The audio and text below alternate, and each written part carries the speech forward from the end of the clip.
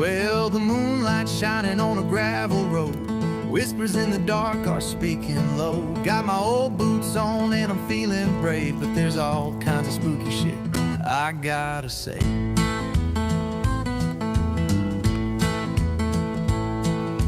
Rusty gates creak like a ghostly sigh. Shadows dance beneath the midnight sky. You can feel it in your bones when the night grows cold. Stories of the haunted just never get old. There's all kinds of spooky shit out there, from shadows in the trees to the chill in the air. Old legends walk with the spirits of the night. In the back of my mind, yeah, I can feel the fright. Got my lantern lit, gonna chase them away. But there's all kinds of spooky shit and it's here to stay.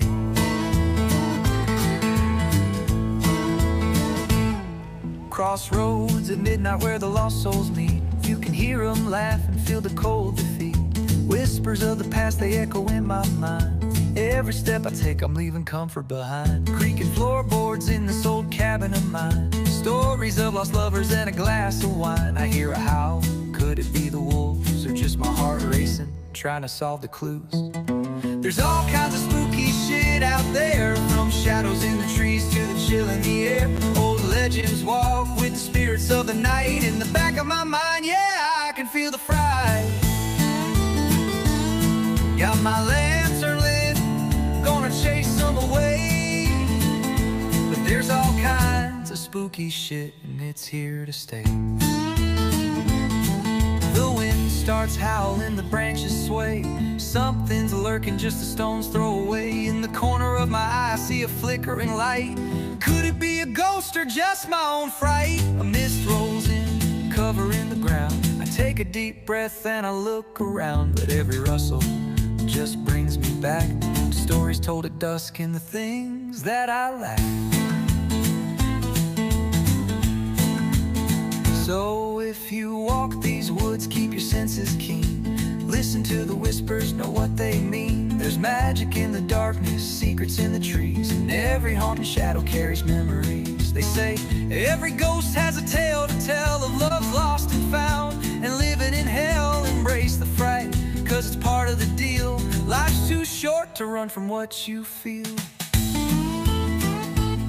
So raise a glass to the chills and the thrills, to the stories that haunt us and the time that it kills. The night is alive and I'll not look back, 'cause there's all kind of spooky shit and I'm on the right track.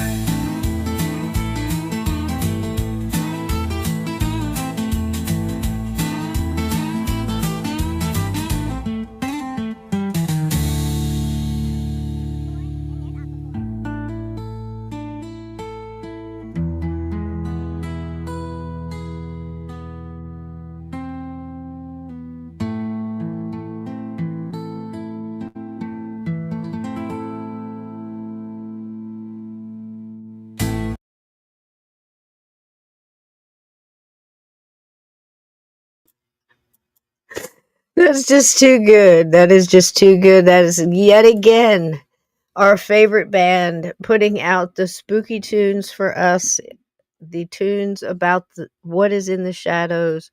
That is Rusty Lillywhite, the wonderful Appalachian band. I cannot tell you how many great songs this band has. I was reading their bio. The I forget the man that does the jug. Maybe Steve knows, because yes, my surprise for you tonight, I didn't say, just in case, but I see his face, so I'm going to get him in here real quick. Mr. Steve Stockton, you know, all know and love him, and I'm glad we have him for a short time tonight. Come on in here, sweetheart. Hey, what's going on there? Did you hear the newest from Rusty Lillywhite? Yeah, I heard somewhere that they're on tour somewhere down south, but I'll tell if you they come what. around here anywhere, I'd love to see Is, them. They're quite a band, something else. did they do like a pop up, or is it a schedule out? Do you know? I don't know. I think they're just riding around. If they see a place they want to They play, just they pull just over and go for it. pull over and go in and take their gear with them and say, "Hey, we're Rusty Lillywhite and we're here to rock the house." Rock the house. I just love it. I just And I absolutely love can't it. remember the That names of all of them. I know there's that Slap, won a but he couple weeks. plays the bass. Is that, I is can't that remember who Slap? plays the Does he do jug. the jug? Is that I the think one? that's Otis or I'll somebody have like to that. I pull can't up. remember. I'll have to pull up the bio for him, and maybe I can pull it up for next week or whatever. But well, I missed last night. I had technical issues. I couldn't get anything to go. I had to shut everything down and just let it do whatever it does. I had to unplug the router, the modem, the mouse. The mouse was sick. Everything went nuts. So I just said screw A it, hamster and couldn't run in the wheel anymore. yeah, I don't know what happened, but there it went. And I thought maybe I could pull it off last minute, and then the rest of it started to go. I don't know. Everybody's getting attacked. We got cars breaking down. We've got tires flat. We've got dishwashers going, dryers going. Is it hitting everybody? I mean, we had 4 people in the hospital last week, 2 of them in the same day. Is Mercury in retrograde or something? What's going on? I don't know. I finally got that dang old splinter. You saw it. Wasn't Yeah, that that's a book looking thing. that was a trauma. You were there for a lot of it. I know I was telling you what was going on along the way. I could not believe the 3 doctors would not cut that thing open. I can't get people to believe me. I went to 2 Looked like you did it with a doc- rusty box cutter and I did. some I did. old tweezers. I got the dullest one at the bottom of the box, the bottom of the toolbox, and I just said, had at it. 3 weeks, 3 times a day, cutting at it with a, you know, with a with a razor blade. Wasn't rusty when I started, but by the time I Okay. was done, by the I time saw I was that done, and it I was told rusty Nicole, I wear. said, I hope Cisco's had a tetanus shot looking at that. That's the first thing they asked me. I said, "No, I hadn't been walking through any cow poop lately. I'll go ahead and pass on that." And she just looked at me, and I said, "No, I don't be needing that. I just need somebody to cut the dang thing open so I can get Yeah. this ring splinter out." Well, 3 was the doctors. Trisket, was that just for scale or is That that was what you scale. bid on That's instead of a what. bullet? Or No, no, no. See, the picture, I thought it'd be a good idea to get some, have a little paper trail. So I figured I better take a picture of the doggone thing that come off the table. So what I did at first was take a picture of what was missing in the table so I could show them what I pulled out so they'd know what was still in there.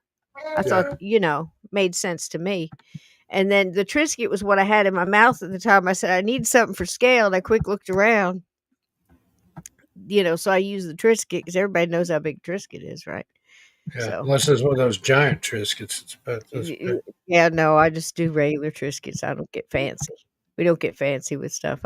Every time you get fancy with stuff, they ruin it. Every time they stick a flavor in something or change a dark chocolate to light chocolate or change peanut butter to jelly or some other Yeah, kind. and I've noticed anything that I like, then they stop having They it. Like, stop oh well, we can't have either. that. We stopped selling that. That's been discontinued. Yeah, they quit making it, or they muck around with it and change it. Yeah, they changed the formula, the recipe, and then it ain't worth shucks. Ain't worth shit. How's everybody doing tonight? So anyway, I think I'm gonna pull up that bio. I'm just Yeah, glad they let us I've use it got as. it here of Rusty Lillywhite. I told them I'd put a couple videos together and stick it out there because They're all about it. They they're don't kind care. of like They just like to share. what's that one band that never shows their face? Daft Punk or whatever it is. There's a bunch Something of them like like that. that. There's a bunch of them like that. We had a few. I think Gorillas did too back in the day, Gorillas, yeah, but they were all they were cartoon another one, characters. all cartoons. Here's But what I found about them. Let's see here. you got it. Rusty Yeah, read it for the Lillywhite, people. a genre bending outfit hailing from the misty hollers of Appalachia, blending the raw soul of old time blues, mountain folk, and country with a modern electric pulse. Boy, they're getting fancy here. Yeah, That they hits are. like a moonshine fueled fever dream. Well, that's some descriptive language here. That's good. Formed in 2020 in a dilapidated barn outside Asheville, North Carolina. There you go. That sound is a haunting yet vibrant mix of gritty slide guitars, mournful fiddles, and thumping jug rhythms, all tied together by the ethereal voice of their lead singer, Juniper June Calloway. Juniper June. There she Yeah, is. and Okay. let's see, there's more here. I lost my That's great. place. That But could be yeah, more there's perfect. something else. That could be more Nobody in the perfect. band is named Rusty Lillywhite. It's a nod to fictional drifter from a forgotten folk tale, but there's more to it than that. When That's when I lived down south. Somebody talking about Rusty Lillywhite was talking about their backside. Some people say you can kiss old Rusty or you can kiss my Lily White, you know Yeah, what? So they that's came funny. kiss So old Rusty Lily White. That you was think that maybe they a were playing polite a way of telling. I think they're playing on that. It they're doesn't say playing a little that. It bit. says a That's fictional funny. character from That's a funny. forgotten folk tale. But that was where I'd heard Rusty Lily White. That's That funny. name. But Everybody's anyway, saying, "Hey, hey, Holden." um, let's But see. June Calloway with her voice like smoked honey. I love that. oh, that's Uh, nice. fronts the band with a presence that's equal parts preacher's daughter and backwoods witch. Woo wee! She weaves tales of heartbreak, redemption, Like and that. restless ghosts into lyrics that feel pulled from the earth itself. Backing her are the boys. Okay, here we Elias go. Huck Granger, a wired guitarist whose slide Huck, work can make a stone weep. Amos Tate, a bearded fiddler with a penchant for eerie, high, lonesome melodies. Caleb Wren Dorsey, the stoic banjo player whose clawhammer riffs carried the weight of 100 Appalachian winters. And Percy Slap Whitaker, the band's heartbeat on percussion and famously the jug. the June off jug. to Pollard's mid-set, "That's Cousin Slap on the jug," a nod to Percy's relentless bottle-blowing groove that keeps the crowd stomping their feet. The Wow. band's sound feels like Pink Floyd wandered into an Appalachian juke joint, blending psychedelic, reverb-soaked atmospheres with a raw-boned grit of traditional American roots music. Their Wow. debut album, which hasn't come out yet, but it's in pre-release, Here we Whiskey go. Hymns, recorded in a single take during a thunderstorm, captured their live wire energy and earned them a cult following. Tracks like Devil's Lantern, The Ridge Runners, Lament, pulse with modern production, but never lose the dirt under the nails authenticity of their mountain roots. Rusty Lillywhite, I lost my place again, is more than a band, it's a revival, a late Wow. night porch jam that stretches into the early hours, inviting listeners to lose themselves in the echoes of America's forgotten trails. Catch them on tour, where they're known to play until the last soul in the room is swaying half drunk on their sound. There you go. Wow. I'd Woo love to see wee. them live. Woo wee. I'm telling you what, they ain't playing.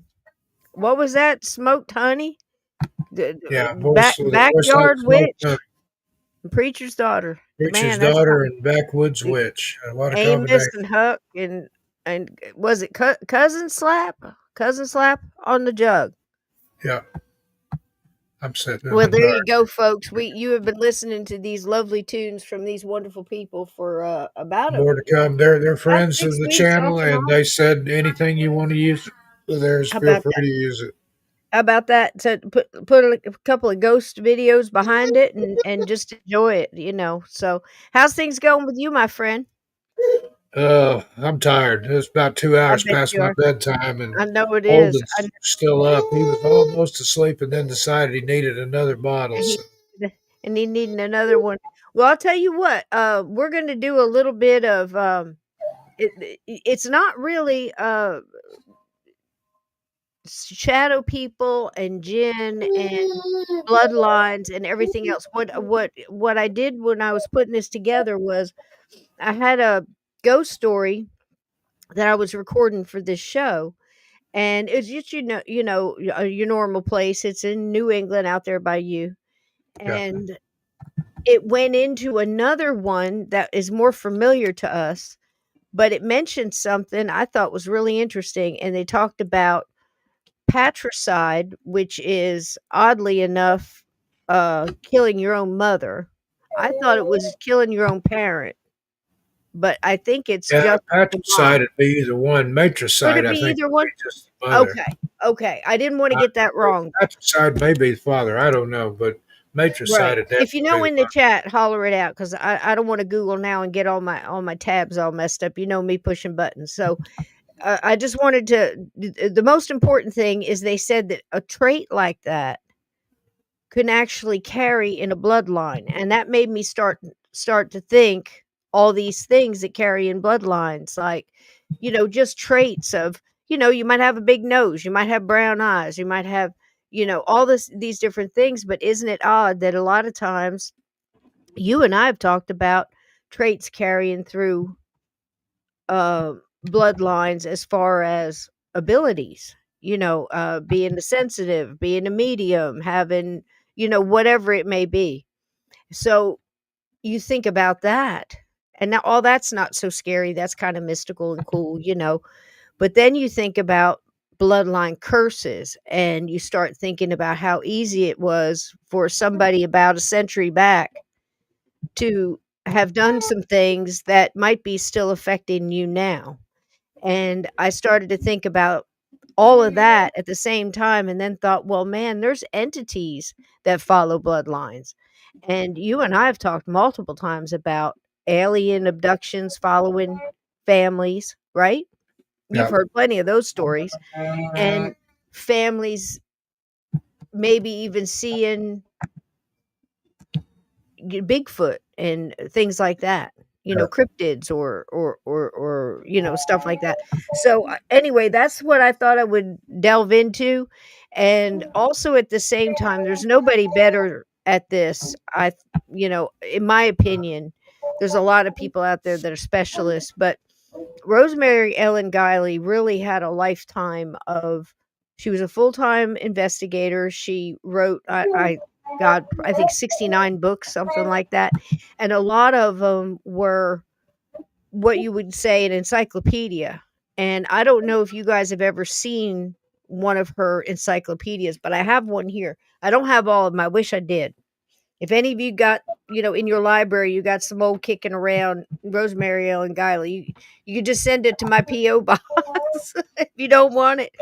But look at this. This is not playing around. This is, now it's going to be backwards. That's a book. You could brain somebody with that. You really could. Now, again, like I said, I wish I could flip this, mirror it, but you get the idea. And now this is an actual encyclopedia, and you can see how thick the doggone thing is. I mean, this is, one of those good old, almost, what were those things? Those Time Life books, Steve?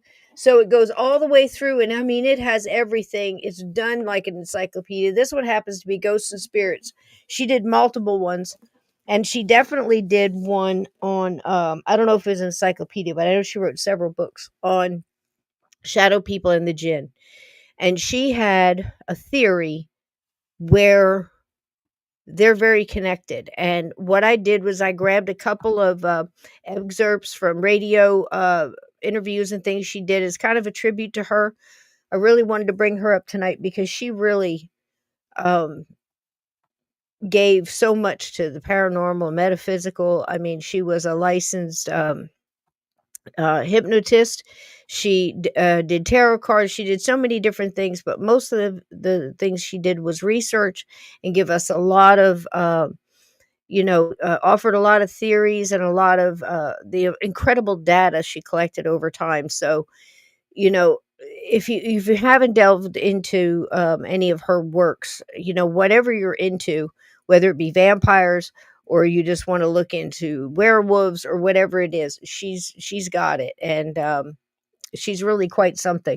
A lot of different interviews online, but tonight, like I said, I pulled a couple.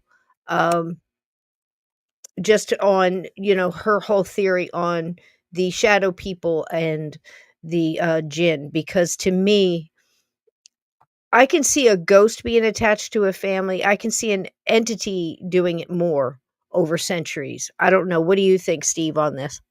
And Yeah, I'll put on a really. video, so if you need to get up and run around, you'll have about 10-15 minutes if you want. Go All right. ahead. I'm good for now. Yeah, go ahead. Okay. But is that what you think too? I mean, what do you think about Rosemary? I mean, we've all been in it around the same amount of time. She started a little bit before us, but Yeah. you know. She's put together quite a body of research there.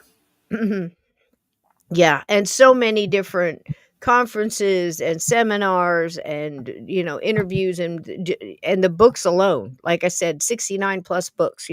So there's so many things out there. I mean, we just talked a couple weeks ago about the body of work on Hans Holzler, 150 some odd books. I mean, so many people have so much information out there, we almost forget to look back, a decade or two, and see the a lot of overlooked information that's really, really, really quite something, you know.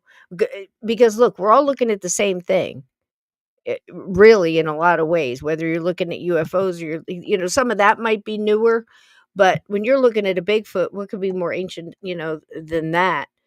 And studying and looking back 50 years, they were looking at the same things we're looking at now, the same type of footprints, everything else, same hair samples, right, Steve? Yep, The yep, same that's types of ghosts. absolutely the same stuff, just Same different, types of ghosts. same old shit. Yeah, It is, it's funny too. It's funny, if you look at it that way, I guess you can say there's some things that have amped up and changed. Like, yeah. I don't remember hearing a lot about, although there was, I don't remember hearing a lot about black eyed kids back in the day.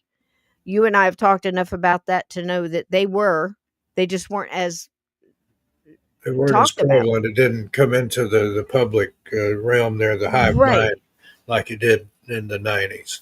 Right, right. And then, some other things you could say too, like maybe the Men in Black and stuff like that. But again, I actually But did there's always something out there. yeah.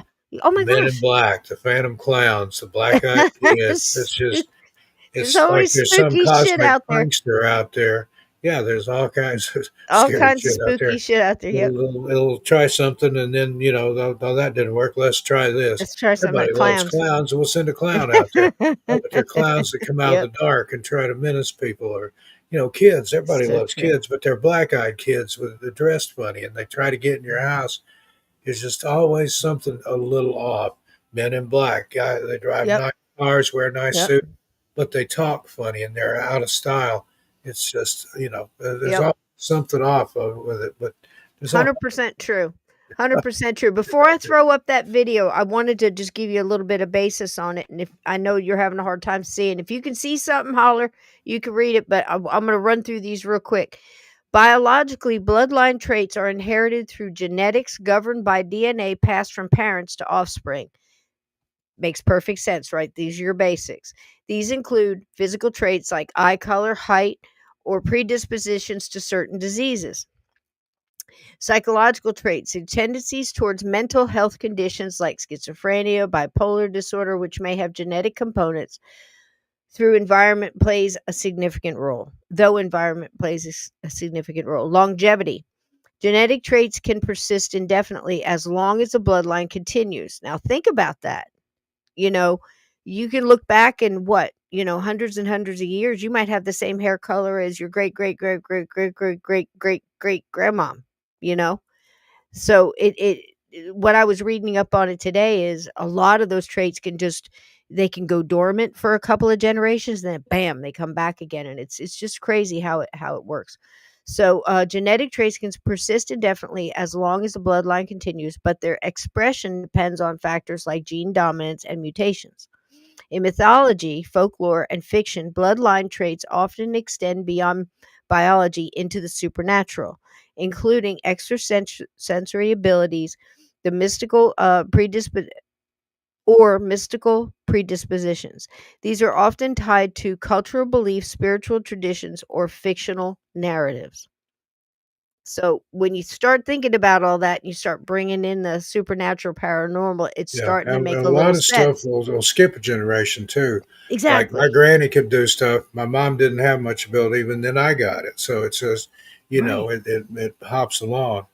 Right. And or you have like 5 kids and mom's got a few abilities and the youngest one's the one that pops up with it. And in Yeah, my family, I'm pretty sure there was, even though it was a mixed match in my family, there was still the bloodline was there and coming in all directions. But I still think that a lot of people had abilities, they just didn't want them and they didn't pay attention to them.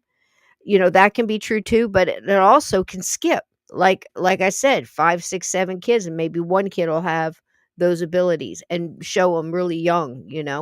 So What could these traits be? Extrasensory traits involve abilities beyond typical human perception. Okay. So, clairvoyance, the ability to see future events or distant places. In folklore, this might be tied to specific families like the seers in Celtic traditions. Mediumship, the ability to communicate with spirits, often believed to run in families in spiritualist traditions. Telepathy, mind reading or communication without physical means, sometimes attributed to bloodlines in spiritual or occult narratives. So, empathy, now this is the supernatural type, okay? Heightened emotional sensitivity, sometimes bordering on psychic ability, as seen in some Native American or shamanic traditions. In supernatural lore, these traits are often depicted as enduring as long as the bloodline exists, sometimes tied to a divine or mystical origin, a blessing from a deity or an ancestor. So that's where that starts coming in. Hey, this whole family line was blessed, but then the opposite can be true. Curses are a staple of supernatural narratives, often tied to ancestral actions or pacts. They may manifest as general misfortune, persistent bad luck, illness, tragedy like Kennedy family string of untimely deaths, sometimes sensationalized as a curse. So, supernatural afflictions, being haunted by spirits, demons, malevolent forces tied to the family.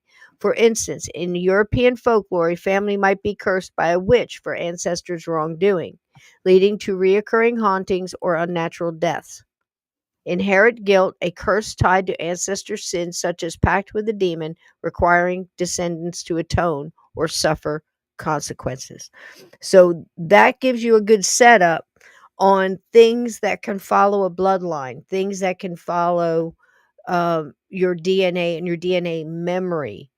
The scary part in there, like I said, is in some cases, this family is blessed. This bloodline is blessed. This bloodline is whatever. But always, always, always the opposite is true. I've been involved in cases where we had to get a bloodline curse off of someone. I mean, it just seems so unfair, Steve, that Yeah. somebody back 100 years ago could do something and then it continues on. But the answer is simple. It really is. All you have to do is take, like we always say about, in your houses or whatever, first claim your space. You can also claim your bloodline, especially if you're the matriarch of the family or, you're the dad of the family or whatever it may be. You can claim all the way back and you can claim forward. We just said that that's a possible thing, so you can do it for yourself too. And what you do is you take away all the wounds and the sickness and the negativity going all the way back in your bloodline currently, and your bloodline forward, and you just say it out to the universe, and repeat it a few times and mean it. And what you're doing is you're starting to cut the cords.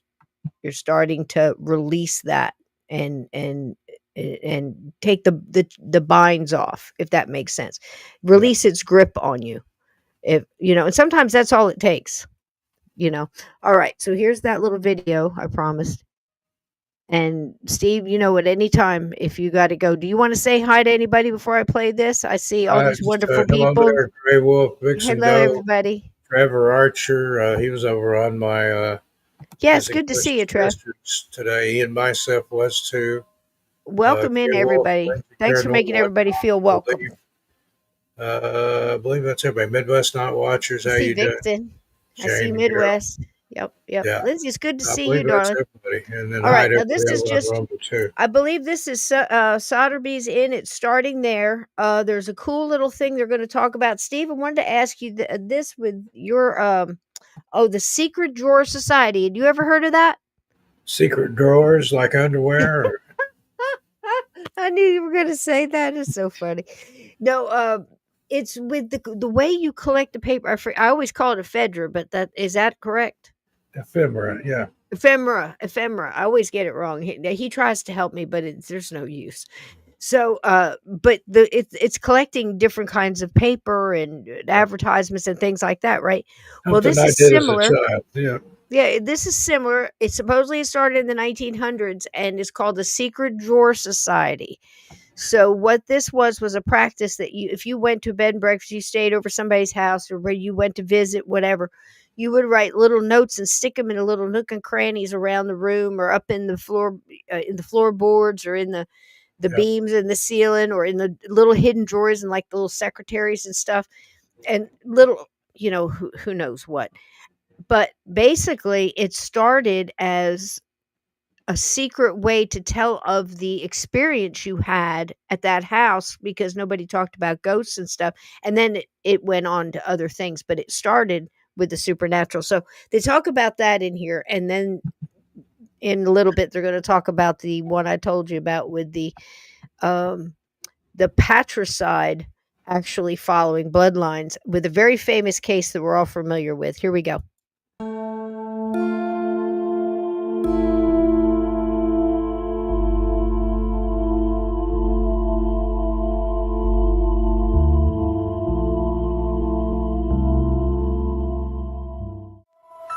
About 30 miles from Boston, Massachusetts, is the town of Sudbury.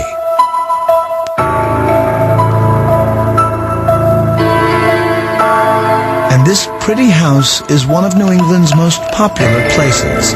Its name alone draws literature buffs from all over. Longfellow's Wayside Inn. Henry Wadsworth Longfellow came out here in the mid-1800s, and he sat over in the parlor and was inspired to write the tales of a wayside inn. The most famous being, "Listen, my children, you shall hear the midnight ride" of Paul Revere. But the Wayside Inn has a secret.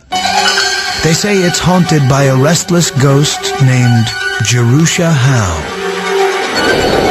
Jerusha was officially known as the Belle of Sudbury. She was celebrated for owning and playing the first pianoforte in Sudbury.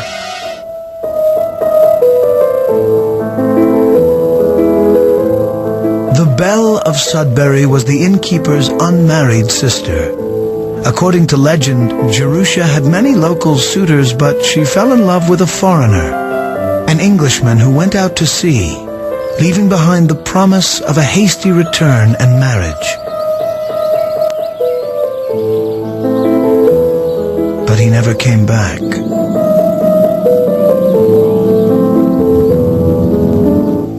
Legend has it Jerusha was broken-hearted, but that she never gave up hope that he would someday return.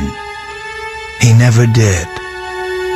And today witnesses say that up this narrow staircase in room 9, the eternally unhappy Jerusha searches for her long-lost love in the face of every man who comes through the inn.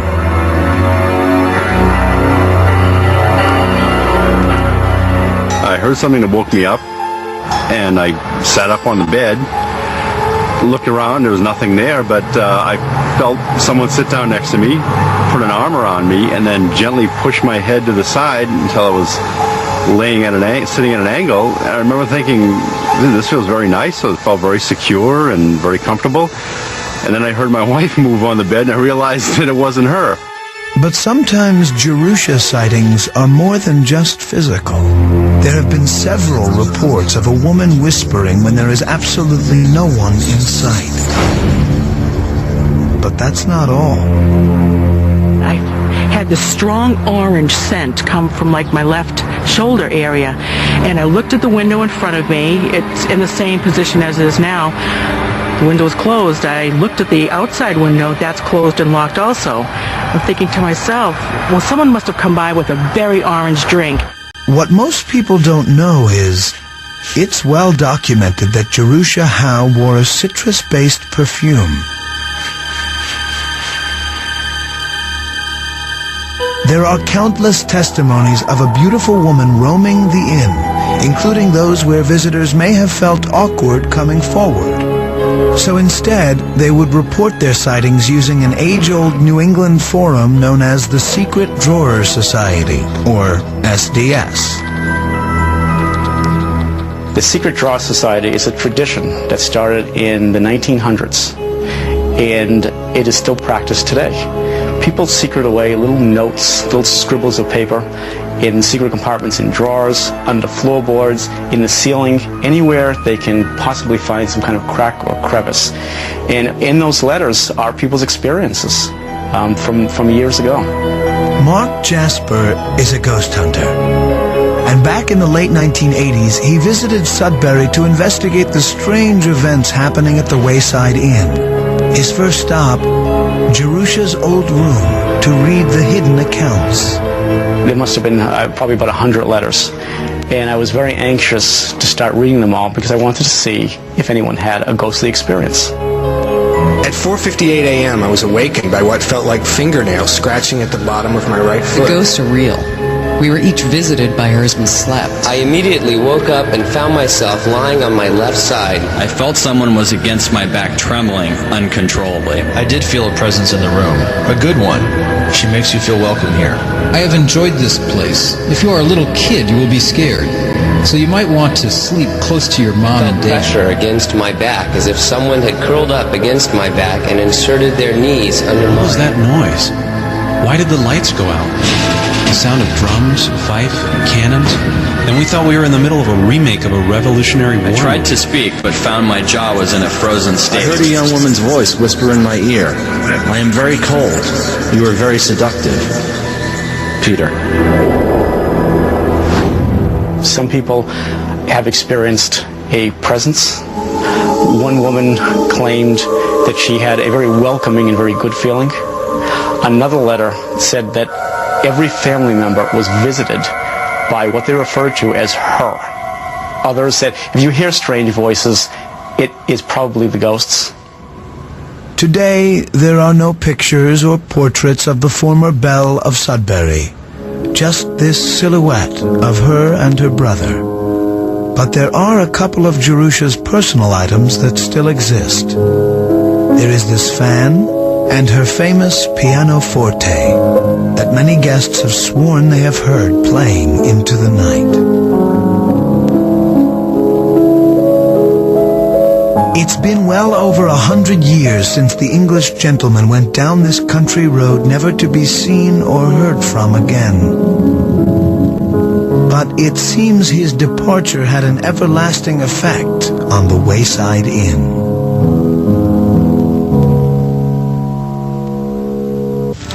Coming up, a ghost testimony that helps convict a man of murder. Then, the bloody story that still haunts one small town. In 1673, Rebecca Cornell, a middle-aged widow, was found burned to death. Her charred body was lying by the fireplace, an apparent accident. This is the story that tells you about the possible trait of the patricide carrying over in DNA. And you may have seen who it's connected to. Did you see? Were you able to catch it? I think we lost Steve. He may be coming back. I don't know, but if he can hear this, listen, hun, you do what you got to do. We love you. We're glad we got to say hi to you. If you need to take the night, you do it. I love you all. Love you, Holden. Love you, Nick. And let's get back to the ghosts. No, it definitely wasn't unusual for a woman to accidentally be burned and sometimes burned to death. She was sitting smoking a corncob pipe, which was her tradition, and she was also sitting in front of an open fire. A preliminary investigation revealed nothing out of the ordinary, but there were a few clues that didn't add up. A lot of women traditionally wore a wool apron at that time to protect themselves from the fire because the wool, rather than burning, would smolder. And actually, Rebecca was at the time of her death wearing a wool apron, which seemed a bit odd, but under the circumstances, her death was still ruled to be an accident. Rebecca's body was laid to rest. But then, a few days later, in the middle of the night, her brother, John Briggs, experienced something so eerie, so out of the ordinary, that he felt compelled to appear before the local magistrate with his remarkable story. John Briggs claimed that he was in bed sleeping when he woke with a light like the dawn coming in through his bedroom. When John opened his eyes, he saw the form of his sister Rebecca, shrouded in flames, glowing, as he said, like the light of dawn, standing before him in his room. And she said to him, "See how I am burned." According to Briggs, Rebecca was communicating from beyond the grave, begging for someone to uncover the truth behind her death. The bizarre story was enough to convince the judge. He ordered Rebecca exhumed, and to everyone's surprise, her body revealed an entirely different cause of death. Once it was dug from the ground and examined more closely, it was found that she had a wound just about at the level of her chest made by some kind of a sharp instrument, and that was actually the cause of her death, not burning, and a murder investigation was immediately launched.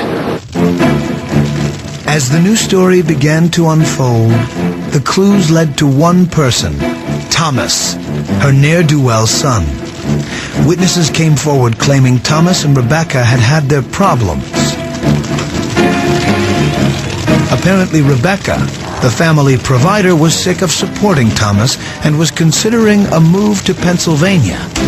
The news devastated the young man. He couldn't let that happen. Perhaps he was drunk at the time. Maybe in a fit of passion he struck her down with the spinning needle, or at least that's the prevailing theory. Then, it's quite possible that by dragging his mother's body over to the fireplace, Thomas tried to cover up his tracks. He felt that it was a reasonable thing to burn the body, suggest that he found the body in that condition, and just claim that she had been burned by accident, and really ultimately would have gotten away with it if it wasn't for the strange dream or apparition experienced by John Briggs. The ghostly testimony and this new physical evidence were enough for a formal charge of murder. The trial took place at what is today the White Horse Tavern. A bailiff at the trial took careful transcripts. They still exist, and they revealed just how Thomas Cornell's destiny was determined by a ghost. Guilty, guilty, guilty. Sentence death. But there's another deep, dark secret in the Cornell family tree. One that, if you believe certain traits are hereditary, might just reveal why Thomas Cornell was inclined to murder his mother. Many people have suggested that patricide may be the curse of the Cornell family. So why would patricide be considered the curse of the Cornell family? Well, 200 years after Thomas was sentenced to death for the murder of his mother, another direct descendant of the Cornell family was making headline news. Her name was Lizzie Borden, and what she was accused of was so unthinkable, it turned the genteel society of New England upside down. Fall River, Massachusetts has become one of the preferred stops for murder mystery aficionados. The reason is, this is where one of the most heinous crimes of the 19th century took place. And the locals say repercussions in the form of hauntings continue to echo throughout the community to this very day. Lizzie Borden was considered a spinster. At 32, she was still living at home with her father Andrew, her stepmother Abby, and her older sister Emma.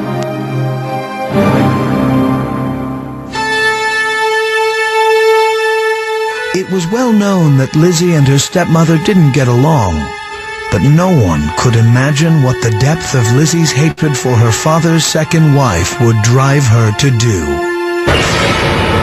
On the morning of August 4th, 1892, the Borden's maid, Bridget Kelly, served breakfast as usual to Andrew and Abby. Little did they know this would be their last meal. Sometime between 9 and 9:30, the maid was allegedly outside doing chores while Abby was upstairs in the guest bedroom, taking measurements for some new bedding. Suddenly, someone snuck up behind Abby. She was attacked with what was said to have been a 3.5-inch sharp-edged object to the head 18 times and once to the back of the neck. During the bloody crime, Abby's husband Andrew lay napping in the sitting room directly below. Then, just 2 hours later, he too was brutally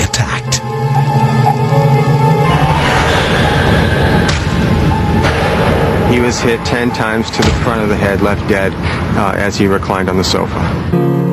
There were three obvious suspects: the Borden's maid, Bridget, and the Borden daughters, Emma and Lizzie. But during the time in question, Emma was out of town visiting relatives, and Bridget was outside washing windows. That left Lizzie. At a 3-day inquest, Lizzie offered up a number of alibis. She was reading magazines, she was ironing handkerchiefs, she was eating pears in the yard. The list went on and on. But in the course of the 3 days' worth of testimony, she had also placed herself in the barn looking for lead to make fishing sinkers, in the barn looking for pieces of tin to repair an old screen, and sitting up in the barn loft eating pears as well. Finally, Lizzie was arrested and tried for the murders. The trial lasted only 13 days, and Lizzie was acquitted on all counts. And if you're interested in knowing just how this woman managed to evade conviction with barely an alibi, you can investigate the crime yourself.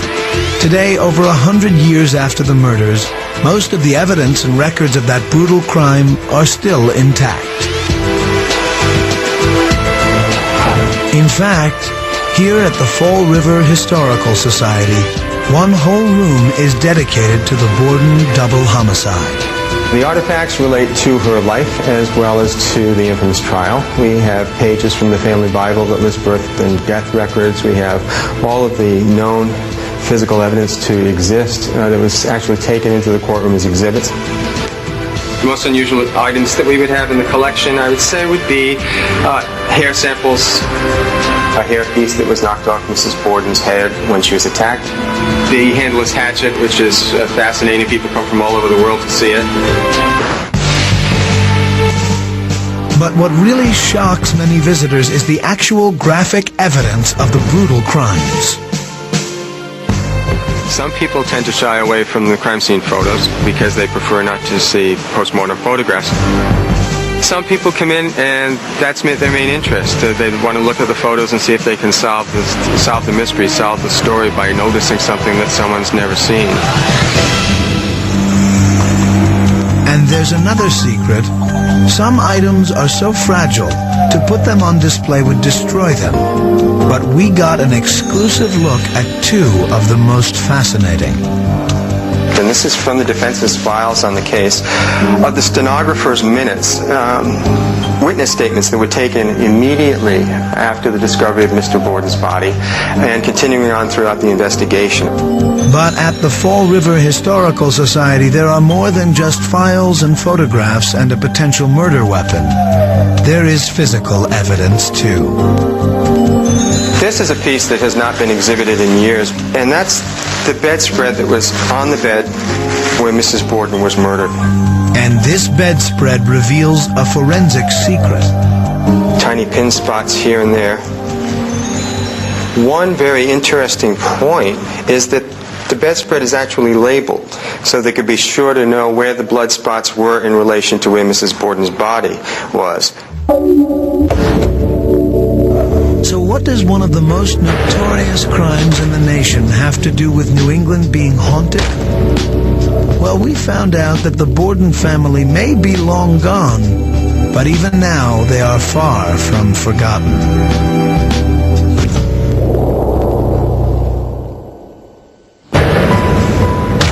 Coming up next, why the Borden murders still haunt Fall River, Massachusetts.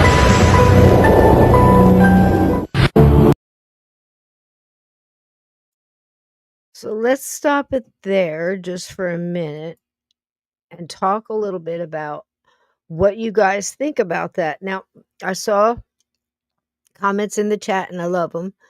I don't know what side the uncle would be on. And I don't know if I believe in this case, if that's really, a valid claim. Because I'm looking at the way they're presenting the evidence, and I'm not saying they're wrong. I'm saying there's a lot more to it.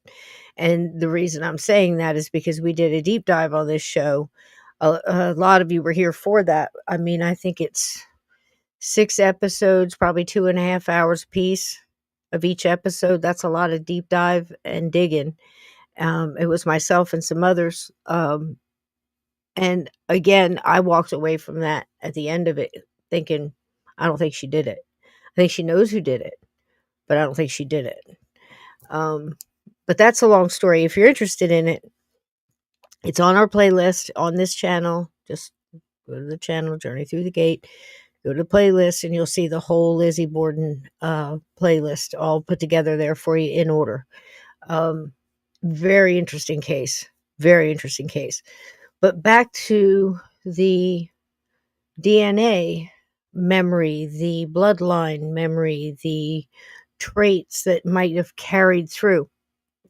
If you look at it as just a psychological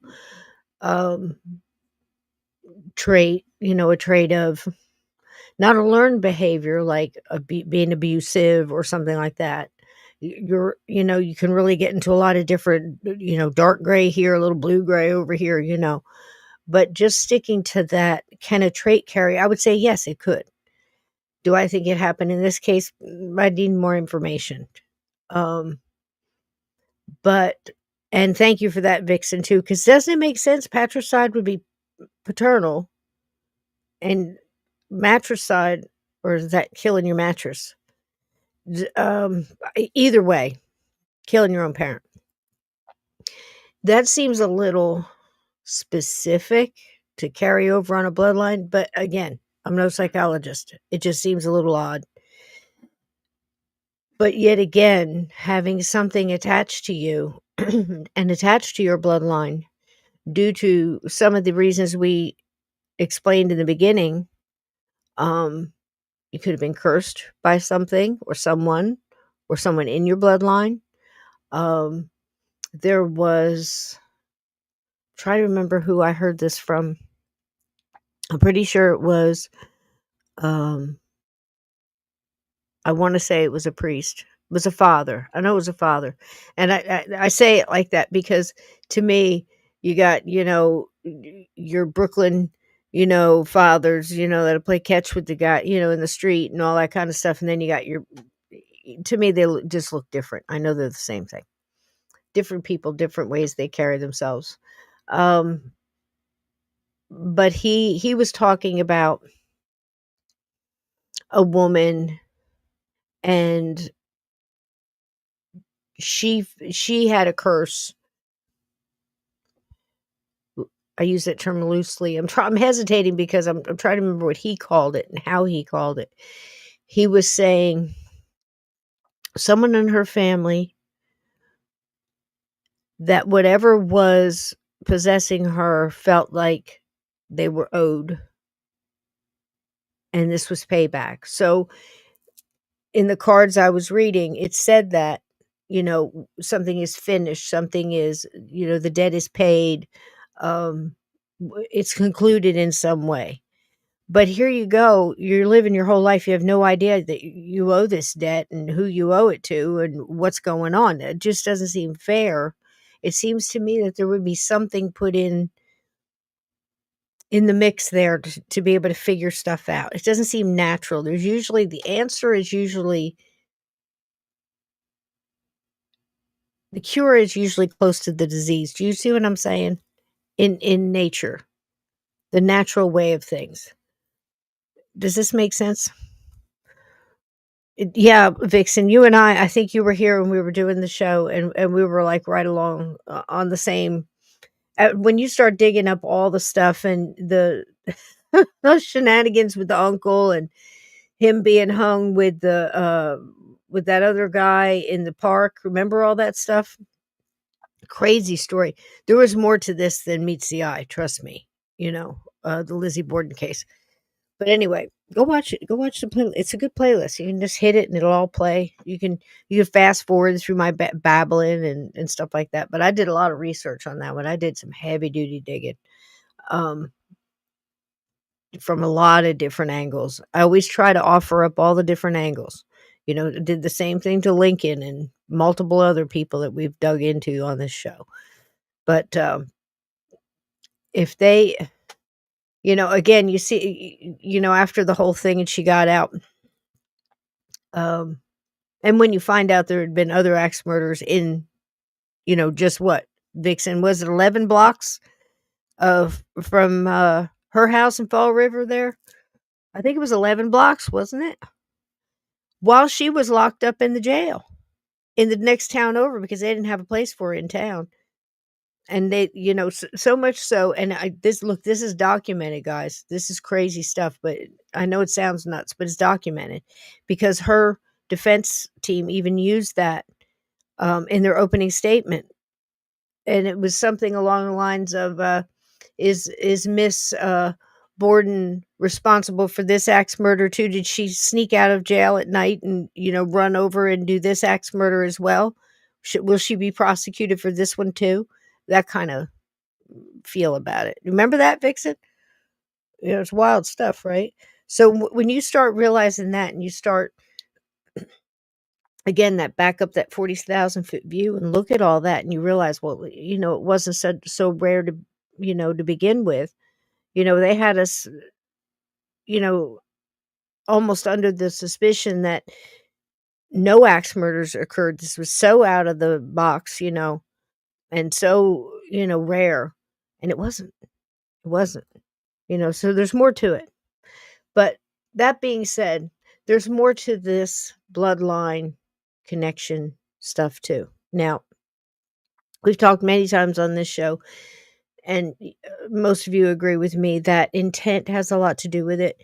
Vibration has a lot to do with it. What's your vibration like? One of the coolest things I was looking the other night, I was going to try to do anyway, 966 Lindley Street last night. No, there's stuff all over the place. I just stopped and went on with something else because it was aggravating me. But anyway, long story short. But within that Lindley Street one, you start to realize, there's so many different levels to this and so many things can be happening in the same room at the same time. And there was an awful lot of talk by very smart people that were talking about the what was going on mentally, and energetically with the people in the house. Was their vibe causing some of it? Was the girl's vibe and what she was going through, was it causing some of it? Was it that combined with something else, an entity that was drawn to that was causing some of it? They were being smart about it. They weren't just jumping to conclusions and saying, such and such is doing all of this. They were trying to sort it. And that's a smart thing. And for that many people being involved in that case, I mean, you had cops, you had neighbors. This is the little house in Bridgeport, Connecticut that I think within like a day, as soon as they called the cops and said the refrigerators were flying around the living room, people started showing up. I think it was like that, somebody said 2,000 people around this tiny little house on this tiny little block in this little town, and just standing there trying to, see something. Cops would run in and go in run in the front door and nope their way right back out of there and lock themselves in their squad car and sit out front and just, call for backup. It was crazy. But anyway, part of one of the reasons I brought that up is because say what you will about the Warrens. We're not going to get into that tonight. Back and forth with that. They were there and this was said. So that's why I'm bringing it up. But Lorraine Warren was there in her home with her hubby, Ed. And they had invited a young Paul Eno. And if you know Paul Eno and his son, they've done multiple podcasts, radio shows, seminars, books, all kinds of things for the paranormal as well. So Paul and I can't remember his name, forgive me, but his son. So Paul was there. during that case. And how he got there was he was invited for dinner. He was interested in the paranormal. He was going to seminary. He's going to be a priest. So he's going to the class. He's going to the classes, and he's taking some extras. And they hooked him up with the Warrens, I guess, at his college, and said, if you're going to learn about, the dark side, you need to go over there and talk to this couple. So they got hooked up anyway. So this was their first meeting. Lorraine had known, from what I understand, a little of him, from somebody she knew talking on the phone, and send him over. We're going to give him dinner and we'll meet him and we'll train him up, whatever. So this is his time to. So they call him, invite him to dinner while he's coming from wherever he's coming to Staten Island, where they were. They get a call. Ed and Lorraine get a call about this case, the 966 Lindley Street, with the little girl in the refrigerator flying around and all that stuff, the cat talking and all that mess. So as he's going to the front door, she basically comes out the front door and meets him on the sidewalk. And she says, he says, "Hi, are you? Yeah, I'm such and such. You're so and so, Paulino. Yes, I am. Lovely to meet you. Yeah. She says, I can see her doing it too. She says, yeah. She says, it's lovely to meet you. Lovely to meet you. Listen, are you spiritually sound right now? Or how are you vibrationally? How are you spiritually? How are you feeling? You're feeling solid? You feeling good?" And he's just like, what? Now, Paul tells this story. I've heard Lorraine tell it too. They both tell it the same, just from their point of view. The important part of that, told you all that shit to get you to this. What was her first question to him? Oh, half brother. Thank you, Vixen. Yes, half brother. There was some shenanigans going on with a half brother and an uncle in that park. One of them wound up swinging from a tree. The other one disappeared. I think it was the uncle. Half brother wound up hanging in the tree. So much going on in that case. Go watch the shows. They're good shows. So anyway, the first thing out of Lorraine's mouth is, how are you feeling spiritually? Are you solid? Are you feeling good? You're not feeling down. You're not infirmed. You're not sick. You're not, you're not battling, something. Are you on the edge? This was her first question. Questions like this, not for a camera, not realizing that this is going to be a big case and Paulino is going to wind up I don't believe he did. I don't think he flunked out. I think he dropped out. He quit. He didn't go all the way on the priesthood thing. So, but he did as far as the paranormal thing. He wound up being a very good investigator with a lot of good theories and a lot of good ideas, and one of those poke around kind of guys, got down deep into a lot of that data, And we just recently lost him too. He just passed a couple of years ago. So God bless, God rest him. I hope you got some answers, Paul. So anyway, that's the most important thing, is what was the first thing she asked him? Why?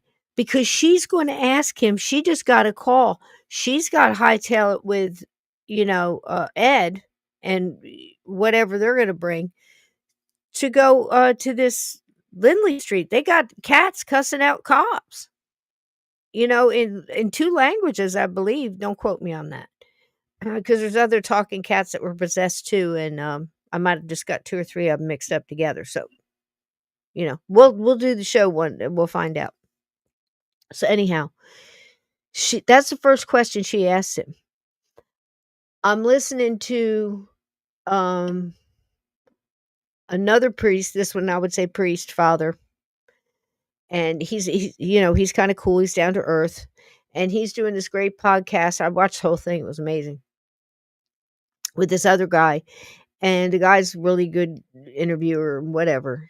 And I'm listening to this guy describe this case, a couple of cases that he was working on. And he's the one that said it plain and simple when he was talking to that lady who he found out that she had been oppressed anyway um, via a bloodline curse. That something was attached to her that thought that, her bloodline owed it, rather. She owed him, it, them, I don't know. Um, and that's what he told her. She just had to stand up and say, "That's it. I claim my blood, my DNA, my ancestry going all the way back. I clean all of the wounds, all of the negativity. I rebuke it from my bloodline.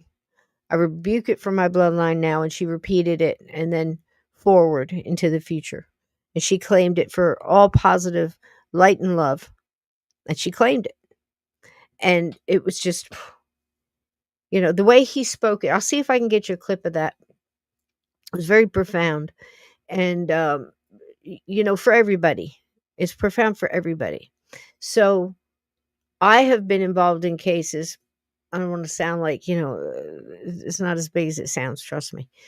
But we've talked about it before on the show. That major one where, oh my gosh, where that one, my friend she was more of a hoodoo voodoo girl. Speaking of bloodlines, she was fifth granddaughter of Marie Laveau.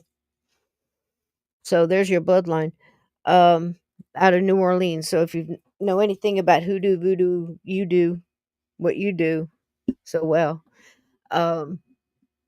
Yeah, she was, man. It was serious stuff.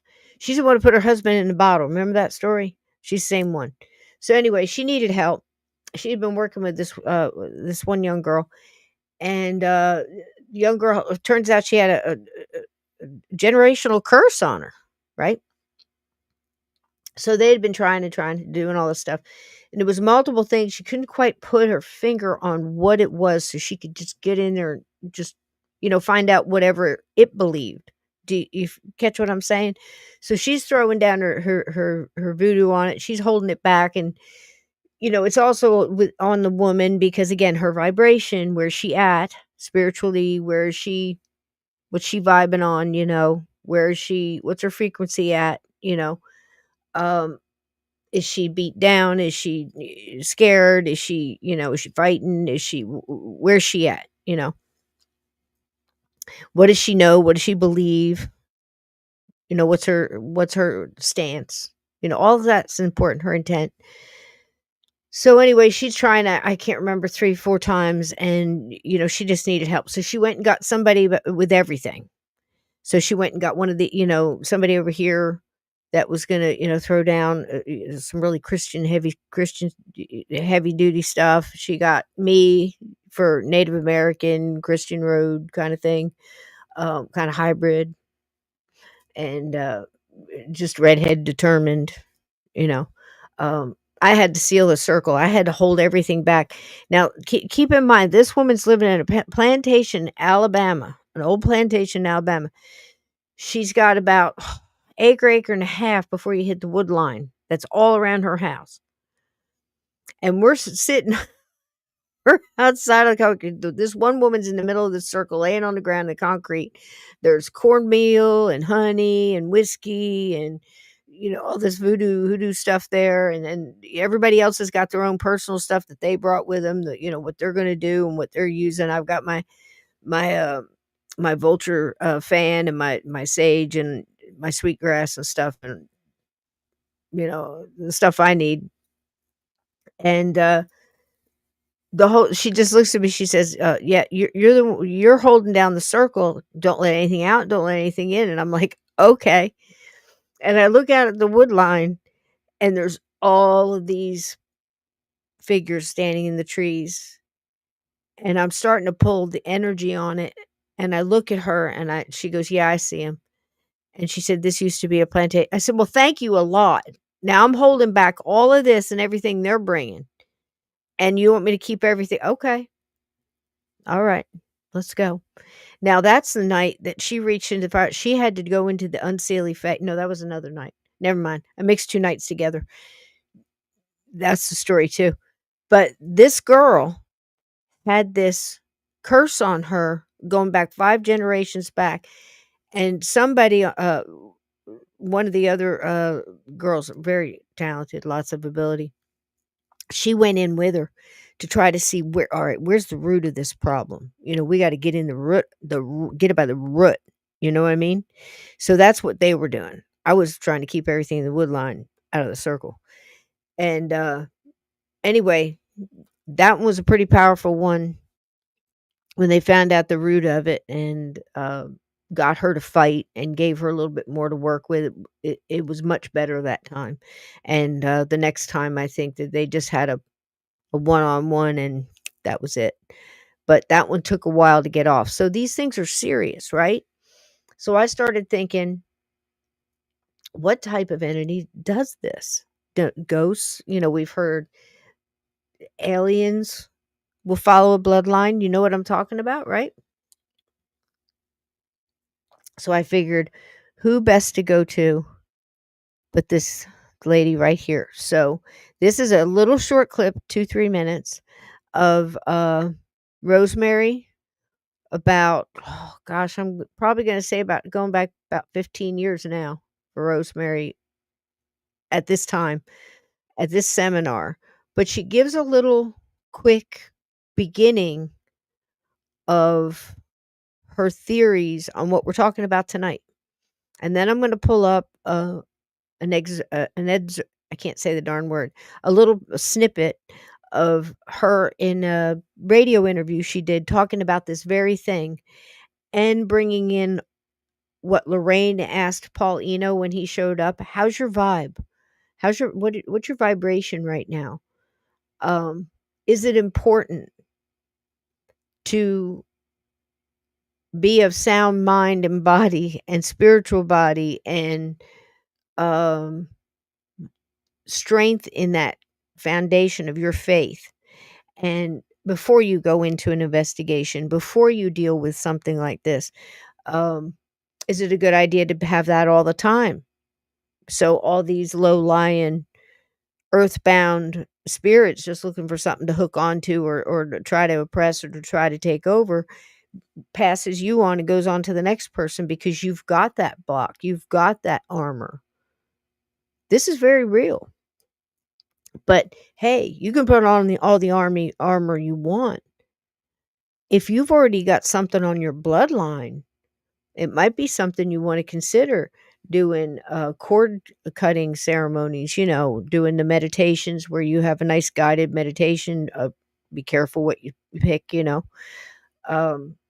things like that. But again, starting with something simple as just claiming it, claiming to cleanse all the way back, everything present, everything for the future. It's like that little story. Do you guys remember that story I told you? Okay, I'll tell you this real fast. It was, what story, Cisco? Don't be an idiot. Okay, I heard you. Okay, so some chicks sitting at the table. They're having drinks after work. Okay, they're meeting at one of those little with the high tables. And you all sit around. You're uncomfortable and you're paying too much for your drinks. You know what I'm saying? You're having your cosmopolitan with the girls, whatever, after work. So they're all meeting and they're all sitting around. And one was my friend. So the conversation is going, work, blah, blah, blah. There's a couple of people there that are free thinking, probably more apt to talk about being green witches and doing, little things like that, little love spells, a little honey in a jar under the bed with a name, all that kind of stuff. So they're talking about that. This one girl has gone a little bit more hard left. Okay. They've been separated a while. They all took their own, kind of like paths after college. This is kind of where they're winding up now. She happens to be a teacher, 3rd grade, I think. And she happens to be a practicer of black magic. And she's in it for all the reasons you'd think. And she's getting a little bit more to where it's like, everybody's getting a little uncomfortable and they're not really sure why. Well, they found out that day. So she's having a conversation and she was saying, well, I'm just getting frustrated because I'm practicing so much and I'm getting really good at blah, blah, blah, whatever it was. She goes, I really like to practice at, oh gosh, what do you call it? Not roll call. I guess she did. Do they still call it roll call? It was something. It seems like she said something else. But anyway, because once all the kids are sitting at the desk and she's reading it off, right? And she's reading off their names, and she goes around. She gives them a little something to do, so their all little heads are down, and while she's doing this, she's practicing her spelling. Hey, welcome in, Texas. So she's practicing her spelling, and she's getting mad because some of them are so easy to put a little something on to, like, maybe lean them a little bit towards being interested in taking a path, in that might lead them into Satanism or doing something dark or being a criminal or, pulling a girl. I don't know what she's doing, but trying to get them to lean toward the dark side. So she's putting spells on these kids. Teachers out there doing this. Trust me, guys. She can't be the only one. So, she's getting frustrated. She said, and one of the girls asked her, she goes, "What do you mean you're getting frustrated?" She goes, "Well, there's some kids," she goes, I can, it's pretty easy. She goes, "But these other kids, they have this," this light, this like circle of light around them, and I can't get through it. I can't get through it. And my friend, who's like more like me and probably you in a lot of ways, just kind of like smiled, knew exactly what it was. And she just leaned to her. She wanted to kick her, she said. But what do you do in this? You call up the parents. Hey, your So she goes, "I can't get through it." She goes, "You're not going to get through that." She goes, "Why?" She goes, "Because those are the parents that were praying for those kids. Their parents are praying for the kids. That's how strong it is. They've claimed them. They've claimed them. So if you don't think it's powerful, trust me, I've been in situations where I can tell you I beg to differ. So welcome in. Yeah, the Lizzie. Let's go ahead and watch this little bit from Rosemary, and I'll make sure that we can watch that little piece of whatever's left of the Lizzie haunting there at the end. But this is important because it also talks about, begins to talk about the energy, the vibration, your frequencies, and shadow people and the Djinn. I have to sort of explain or some of my early experiences in hindsight, because when you're a kid, you don't always know you take things at face value. And take, for example, invisible playmates. I think now that what I was seeing in the invisible playmates were fairies or elementals. I think that's a very common experience with children. I also had visitations from, at the time I called them angels, and I think that they were angels. They were, they felt heavenly to me, and they sang to me, especially at night when I went to sleep. I was not a sixth sense child, i.e. like the little boy in the movie, I see dead people. I didn't have very many of those experiences. It was mostly otherworldly. One thing I like about Fate is that, like the rest of my work, it goes into every aspect of the paranormal. All kinds of phenomena, spiritual and mystical, history, folklore. I love interviewing people. I like to go to events, network with researchers. I really like to hear about people's experiences and try and understand the circumstances that brought them to their experience, how and why they had the experience, and then what they do with that. How do they integrate it? Fate looks at all of those things. I have a really exciting project that I'm working on. It started out as an article and now it's a book. It's on shadow people. And this is one of those phenomena that cuts right across the board. Shadow people are dark figures that mostly visit people at night. You wake up in the middle of the night and see a dark silhouette standing beside the bed. It's usually wearing a hat. It seems to be male, and you know that it's solid and that it's watching you, even though you can't see facial features. Well, I started out researching this phenomenon because it seemed to be related to hauntings, to poltergeist phenomena, to nightmares, the nightmare hag. And I found over the course of time that there was a very strong ET connection. Not that shadow people accompany ET experiences, but many people who have had close encounters, contact, and abductions are also experiencers of shadow people. So I'm exploring that connection more deeply now. I've got a very large database, over 400 personal original accounts of shadow people experiences that I've collected over the years. There is what I call a core experience, and that is the shadow person who is tall, 6 to 7 feet tall, male, seems to be wearing a cloak or a trench coat and a hat. The hat is anywhere from a big floppy brimmed hat to stovepipe hats. Most often I get descriptions like detective fedoras. And in fact, when you look at drawings of men in black, that's the shadow person, only a solid black figure without any details of clothing and facial appearances. They're very threatening. They don't attack people, but they emanate this aura of menace and like they're up to no good. People wake up in the middle of the night and they're absolutely terrified to see them. Sometimes they try and grab at the figures, but their hands go through them, even though the figures will obstruct light and seem to move about with mass. They move through walls. They frighten animals. Some people are frequent experiencers, just like abductees, and some people have occasional experiences. People have been having them for hundreds and hundreds of years. They go way back in folklore and in Indian legend.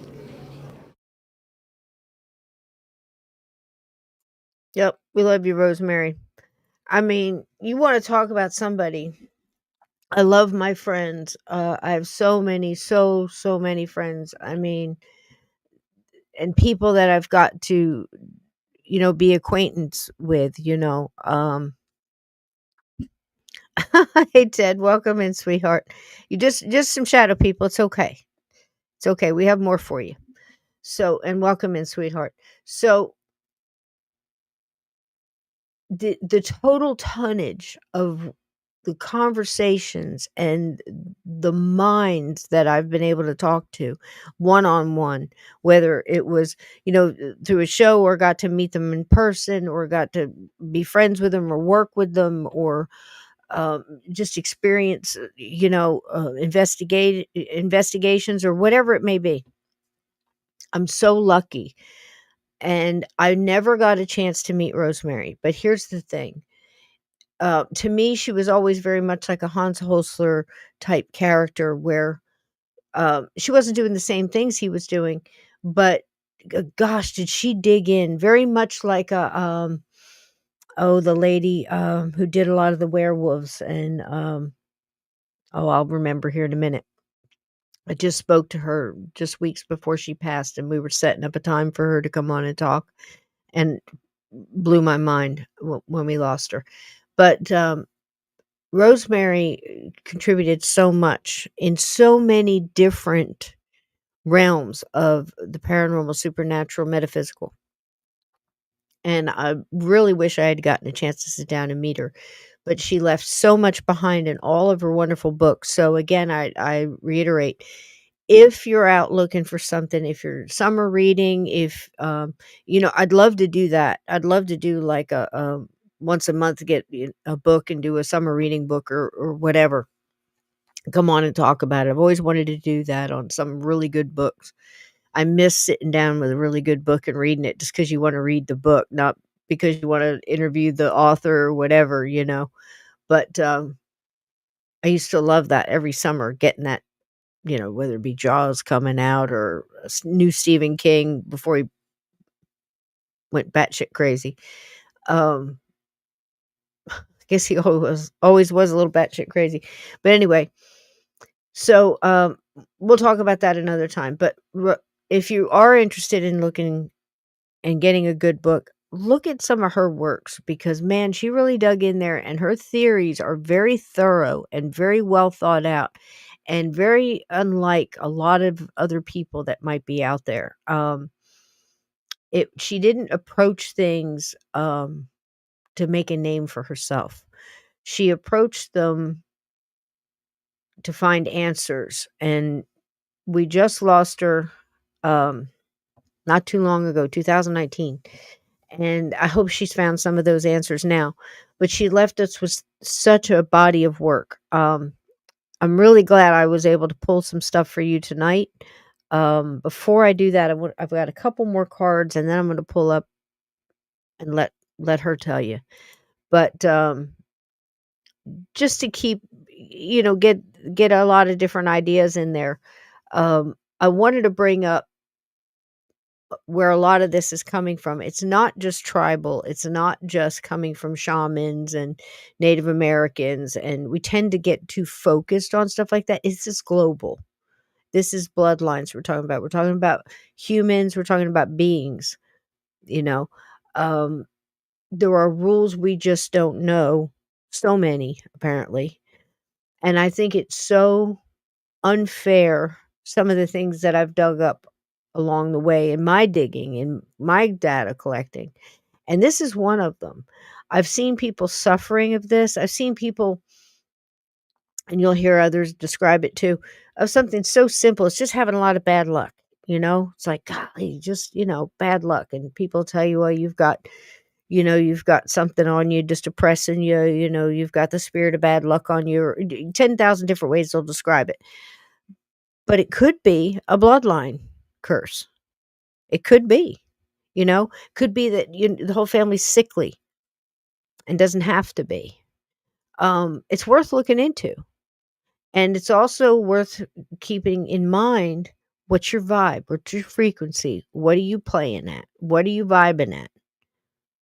It was important enough. There was a first question Lorraine asked Paul Eno before she threw him in the car with Ed, and they barreled up there with their whatever they're carrying, a vampire killing kit and holy water, super soakers. I don't know what they had, but they were headed up there to 966 Lindsay Lane, one of the most documented, most witnessed, bombastic hauntings in one of the smallest houses I've ever seen, in front of so many people.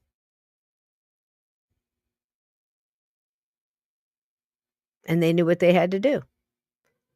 And she knew what he was going to have to be, what frame of mind, what frame of body, what frame of soul he would have to be to go in there and help them and not hinder them. It's big, people. I don't think people think about it enough. And it has the same, whether you're playing with a Ouija board or a pendulum, or you're going in a house, a case, or you're in your own situation. Think about the vibe first.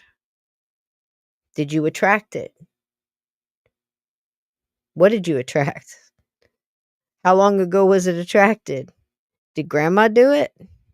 Because it's possible. Very interesting.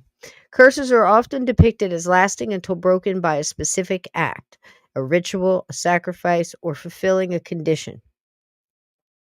In some stories, they weaken over generations if diluted by marriage outside the bloodline, while others portray them as, well, it makes a lot of sense when you talk about a lot of this inbreeding stuff, right? So them as inescapable unless the bloodline ends. Wow, that's powerful, right? I mean, the only way to kill it is to kill the bloodline. That's a little harsh. All right, the Blackwood family and the Wendigo. Here's one. Fictional inspired by Lovecraftian lore. True, but there are so many true stories just like it. So let's give it a whirl. In modern horror fiction, such as Algernon Blackwood's The Wendigo or related works, a family might be tied to a malevolent entity like the Wendigo, a cannibalistic spirit from Algonquin mythology. Suppose the Blackwood family settlers in 19th century Canada angered a Wendigo by desecrating sacred land.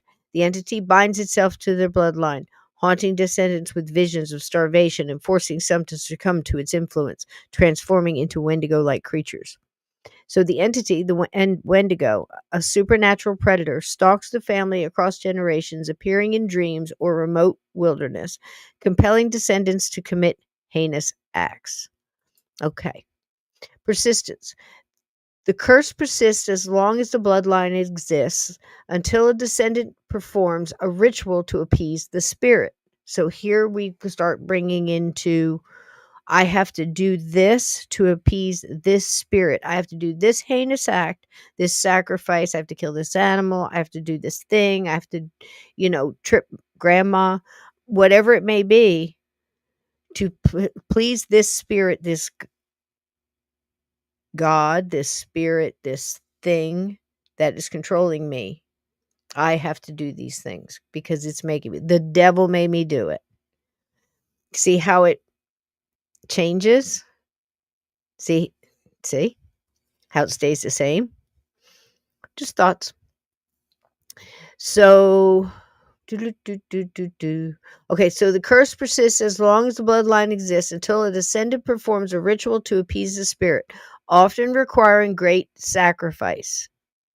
The entity's influence might skip generations but reemerges during times of hardship. Interesting point. May skip a couple of generations but reemerge. I've seen this happen. This is what happened to the girl with the circle and the cornstarch and the honey and the whiskey and the figures in the trees. It reemerged. Times of hardship. Why? Why? So unfair. So unfair, correct? There is in the 966 Lindley Street that I was just telling you about. They suspect the 10-year-old girl. It's a long story, because things were going on. She was being bullied at school. She, was home. She was stuck in the house. It was a small house. There was a situation. So right away you think, is that what brought it on? Possible. Very possible. Woke something up, angered something. The energy was right. All of these things are very possible. Everything in that thing had to do with energy, I believe, but coming from multiple different things.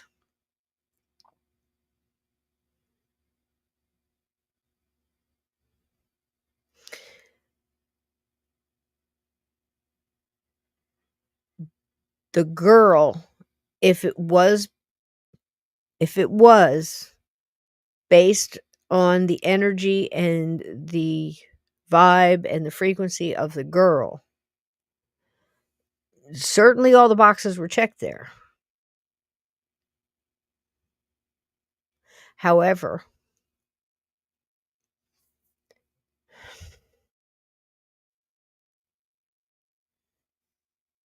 the sad part is you have to bring the fact that if she was abused and she was being bullied, why then would anything that was in control, that was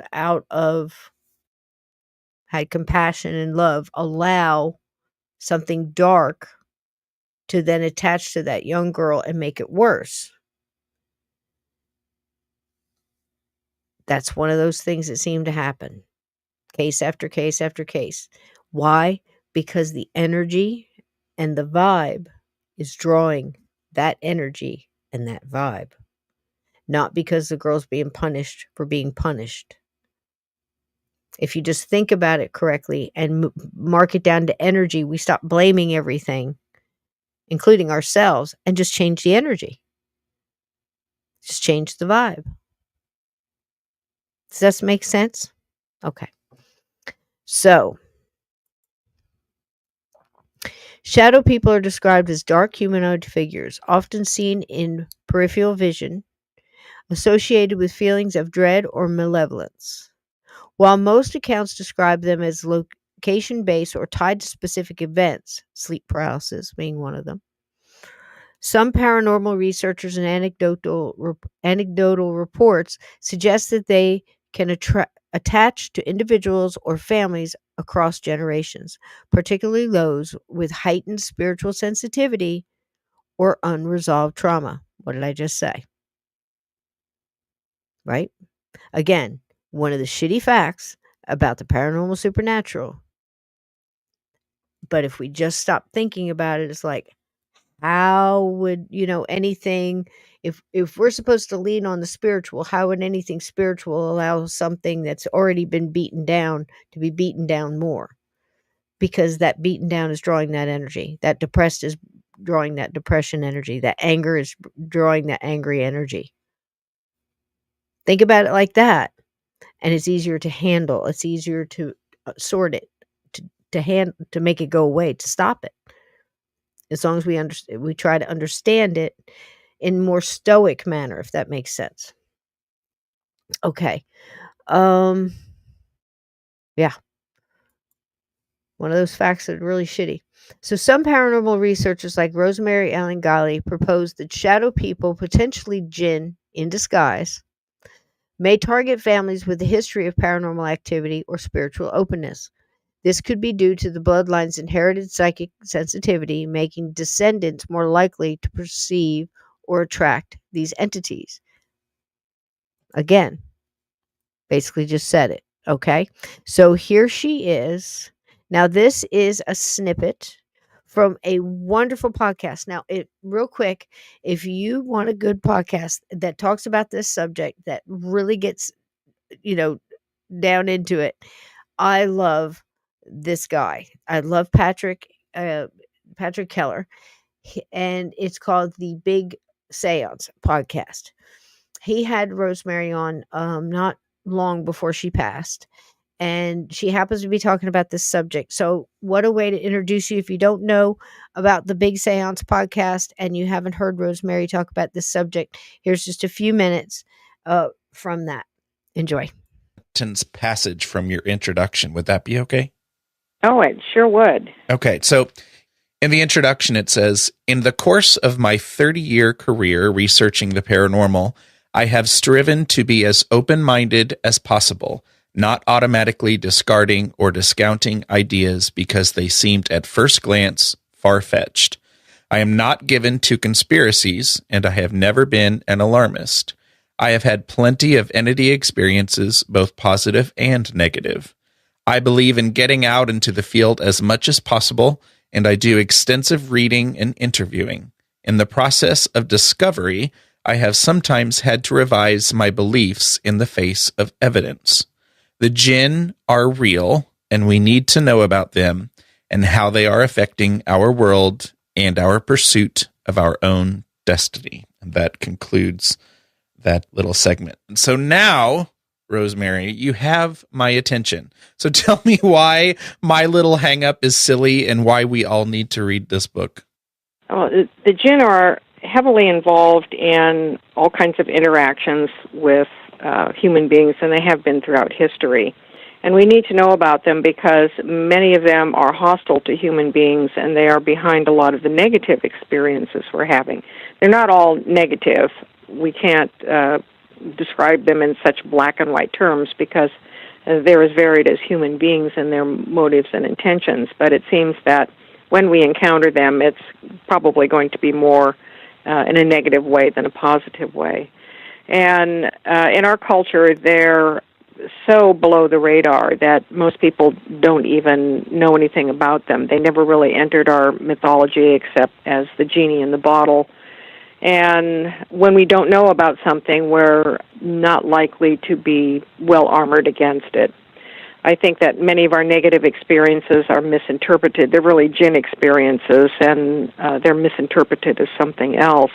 So I wrote this book to educate people about the Djinn and what they are doing and why we need to be concerned about it and how we can counter some of these negative influences.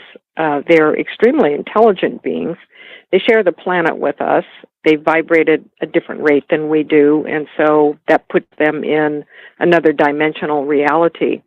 But as we know from experiences, doorways between dimensions open in certain circumstances and places, and people can have experiences and encounters, and these beings seem to know how to find these openings and take advantage of them.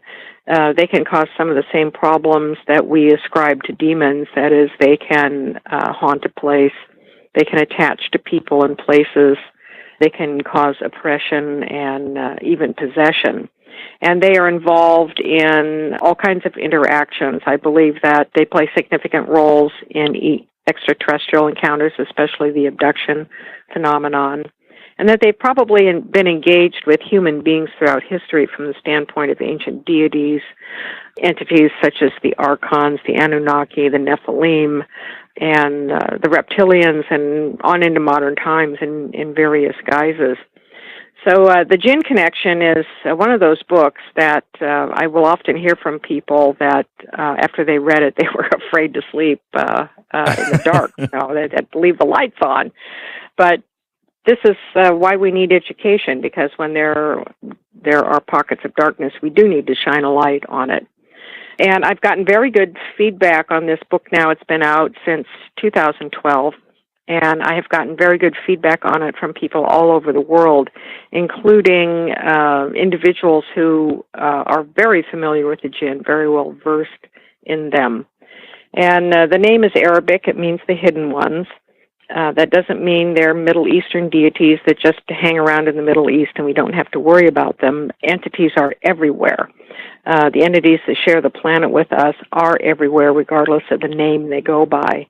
And other cultures, especially from that part of the world, have developed more of a body of knowledge and a mythology about them than we have, but that doesn't limit them to any political border, any race, any ethnic group, or any cultural group. They are everywhere, and they adapt very easily, like chameleons, to whatever time and place in history, time and place and location that they are at.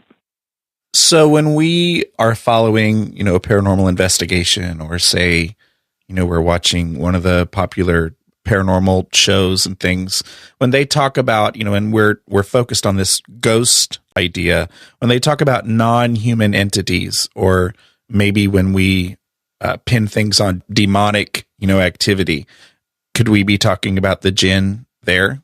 It's quite possible, and they're often confused with demons. Sometimes it's very hard to know where one leaves off and the other begins, or even if one is a shape-shifted form of the other. If so, I suspect that it's Djinn shape-shifting into demons and not vice versa, because I think the Djinn have been one of the major players from the very get-go of human history. And they can create negative hauntings. They can take the forms of mysterious creatures. They can mimic ghosts of the dead. And one of their most favored forms, it seems, is the shadow person.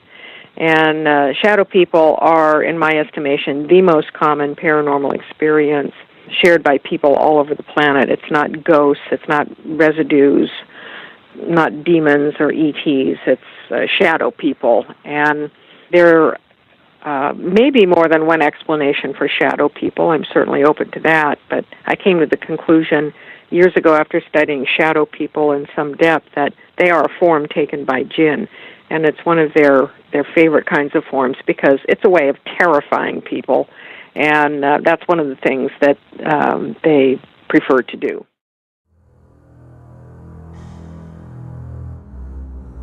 Well, there you go. That's Rosemary. I have a little bit more from her, but I wanted to stop for a moment and just point out the amount of knowledge in that short little clip, and how you feel that when you listen to that, you're like, wow, I need to look into that. I never thought of it that way. Is that possible? How many are we looking at? Man, I thought I was dealing with this. There's so many layers to this. Could it be this? So when you realize you're dealing with shape-shifting entities, and how many different cases have I told you about where we're standing in the room and it's appearing different to each person standing there in their mind's eye, having the abilities. So this is what I mean when, and I don't mean this out of, believe me, folks, I am so humbled by this entire genre in no matter what direction you want to look at. I would never think myself an expert in any direction whatsoever. I just couldn't even fathom doing that because there's so many layers to each one. And then you get in there and you think you've got a hold of it. You find out there's multiple layers to that one. So when you find somebody that's got that kind of knowledge and can put it all together that way and say, not with arrogance, but with sure-footed research, and this is what I've come up with over 50 years. This is what I've come up with over 60 years, whatever it may be. But not with an arrogance of not willing to listen to your theory. We can sit down, we have a conversation. That's Rose Mary Ellen Guiley. And that's after writing the encyclopedia of pick your topic. So it makes it, I think, even more willing to listen to her and say, you know what, that sounds a little crazy. What do you mean? Oh, most of them. Well, she's telling you what she means. She's saying she's going all the way back to the beginning, wherever that may be, and telling you that it's mostly been Djinn throughout time, causing a lot of the problem and morphed into other things and becoming other things and all of that. But behind a lot of this negative stuff, but not just negative. But here's the thing, and I can't remember who said it, but it was probably Rosemary. And I thought it was very smart. She said, a lot of the good things aren't hanging around us. They're not hanging around here. They're certainly not hanging around here in the dark shadows behind the water heater in your basement. You have to think about things logically like that. This is what I mean when I say about Ouija boards. Now listen, Rosemary, she'll tell you she's all for it. She doesn't say don't use a Ouija board, use tarot cards, use this, use that. Now let her speak for herself, because she certainly says it throughout many interviews and more than one book, I'm sure. But her thing is, what is your intent? What is your vibration? What is your frequency? What are you about? Like Lorraine was to Paul when he showed up. That's her thing. If you go about it in the wrong way, you're going to get the wrong stuff. If you're in there and you pick up the telephone and you say, who's there? And, the thing that's been hanging out in the closet, feeding off of somebody's angst in the house, because they're all, full of anxiety and whatever they're going through, and they're getting some energy off of it. And maybe it doesn't realize yet that if it just scares everybody, it'll get a real good burst. Maybe it's about to find that out. But nothing of high vibrational is hanging around waiting for somebody to pick up a pendulum. Now it's different if you're sitting down and you're calling somebody specific, or a medium's doing a reading or something along those lines. It's a whole different deal. Similar but different. It's a different angle. Because you're looking for somebody specific. You're going into a certain vibration and pulling out a specific energy. You're not just sitting there and going, what energies are hanging around? You want to come talk to me? You're going to tell me the truth, right? You don't have any ill intent, right? I mean, the chances of that turning out well, think about it. What is the energy sitting at the table? What's the energy in the house? What's the energy of the person sitting at the table with you that doesn't live in that house? What's their energy like at their house? Because if something follows them home, are they going to be able to attach to somebody there? Is there somebody there that's sick that they can just attach on and suck the energy out of them, or oppress them, or control them, or whatever? There's so many questions. But if you think about it like that, it makes so much sense. And that's what's big with Rosemary. And I'm glad I did this. It's very odd that Lizzie Borden led me to remember Rosemary and to delve into, shadow people and her theories on it. And even though I've heard a lot of them before, it's renewed, and she's so smart about this. So, are you awake, baby? Henry, how you doing, sweetheart? Good to see you. Just in time. Listen to Rosemary Ellen Guiley to give you her stance on shadow people. Now, some of the things she said in this one, she's going to repeat a few things, but she says other things that are different. So I thought it was a good combo. Now, this is a snippet from the Truth Be Told podcast. Also a very good podcast. This one is about, I want to say 11 years old, maybe. Like I said, we're going back. We lost her in 2019, bless her heart. So, but it's very good. Listen. And butterflies. This is the part of the question of the hour, but tell us about shadow people. Well, these are rather dark and disturbing entities, and I started studying them about 11 years ago, and I launched a lot of research projects based on inquiries I get and things that people ask me about, and I see patterns in a lot of that because things come in waves and patterns. Yep. And it's an indicator, kind of like a barometer to me, of what's going on with people in terms of their consciousness and their experiences. And so I got quite a few inquiries about these dark shadow visitors, and I decided to investigate further.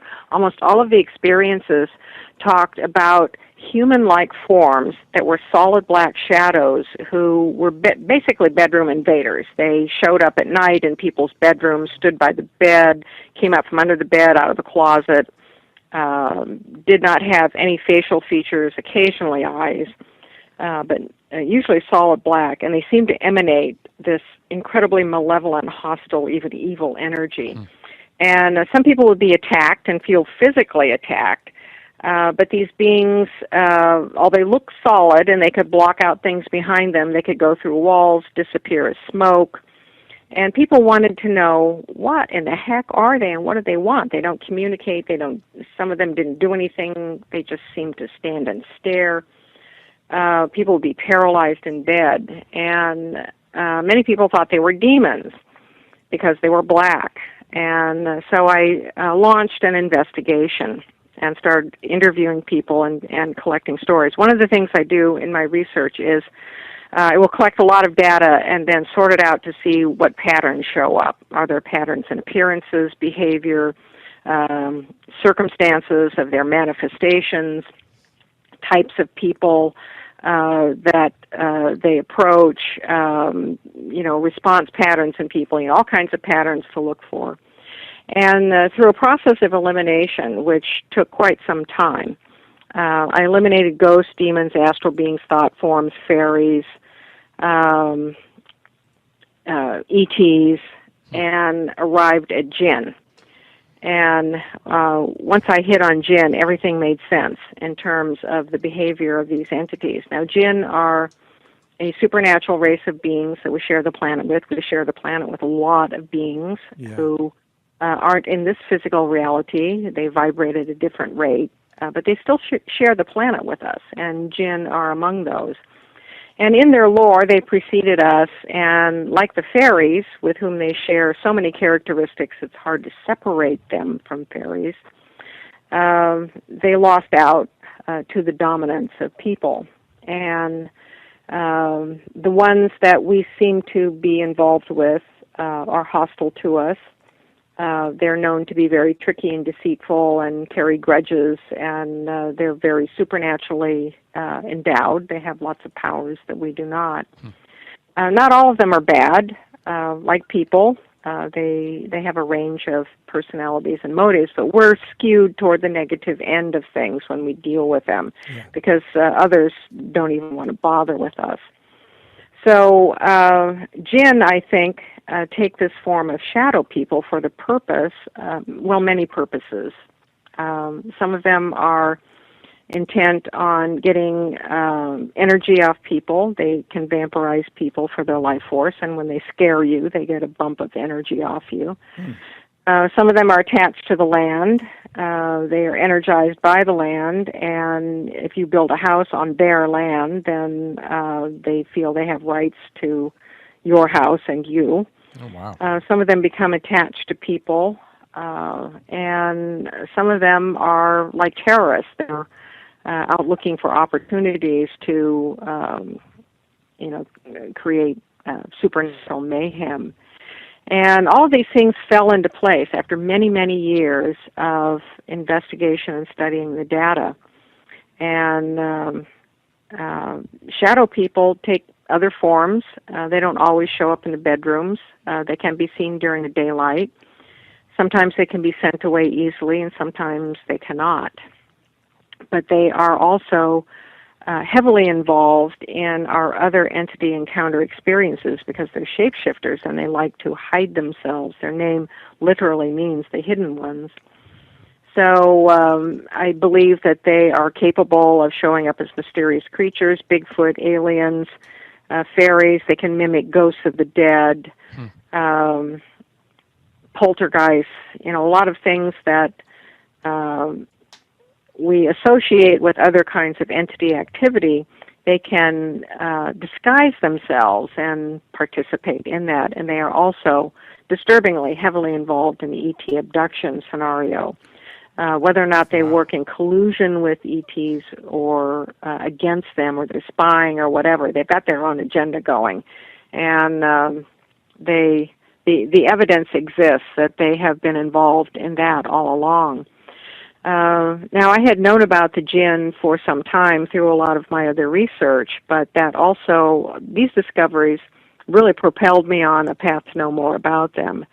And in the second book that I did on them, called The Djinn Connection, I explore their links to ancient aliens, the ancient gods and demigods, the Watchers, the Nephilim, the Archons, the Anunnaki. I think that all of our experiences with godly-like and supernatural beings in ancient times need to be reevaluated to take the Djinn into account. Well, before we go on, I want to take a break for our sponsors. Well, how about that? Now, if that isn't some stuff to think about.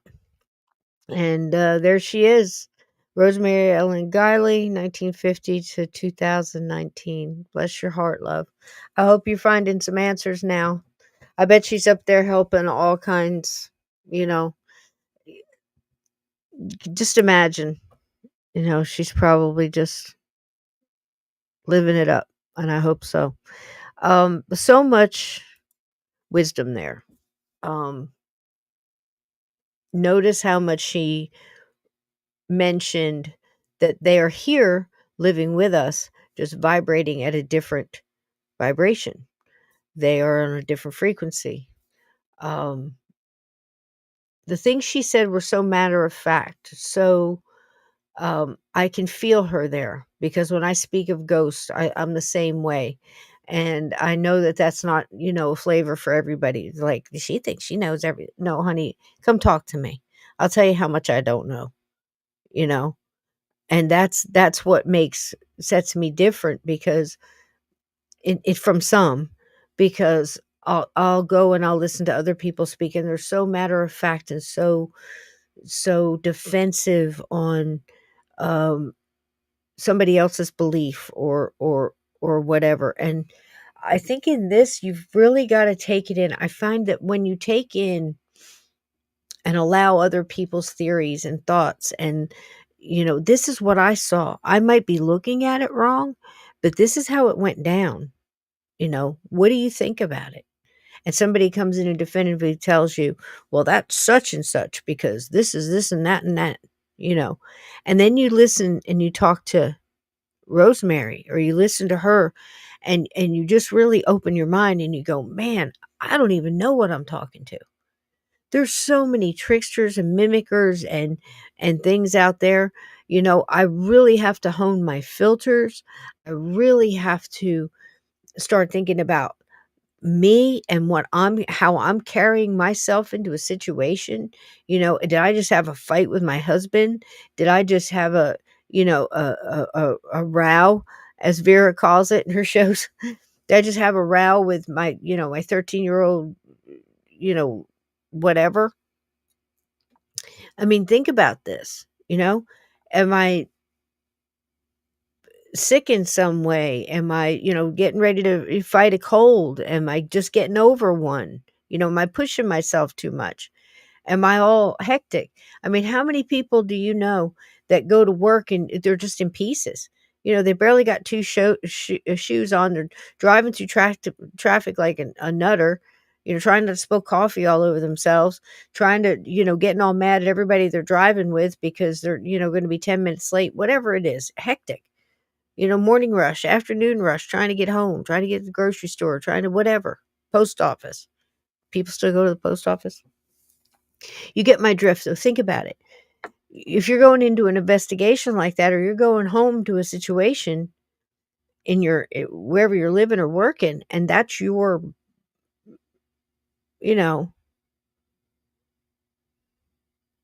that's your makeup at this time. This is the shape you're in, and you're going to battle. You're going to go in there and affirm something. You're going to go in there and take on something else. Last night I was thinking about dropping. I don't know if you guys can remember. Did we ever watch the movie in its entirety? Ghost of Flight 401. I was trying to find a movie that I could play for y'all. I couldn't get up the stuff I wanted, but I was going to try to do that, but I couldn't remember if we'd seen that one. I know we saw the Smurls. I'm thinking about it now because in the Smurls, I know you like to call it the Smurfs, Ted, but the Haunted, which was another Ed and Lorraine Warren, say what you want to say, but they were there. That case was so insane and had so many different things going on all at the same time. They had a lot of women in the house. They had people living next door. It was a duplex. This thing moved back and forth and went wherever it wanted to go. It followed them camping. It followed them to the new house when they moved. This was a process to get rid of this thing. Anybody watching that without listening to this tonight, not me, mostly Rosemary and these other people, I did, research on it, but man, she's the definitive when it comes to this. Really. There's other people that tell you that they listen.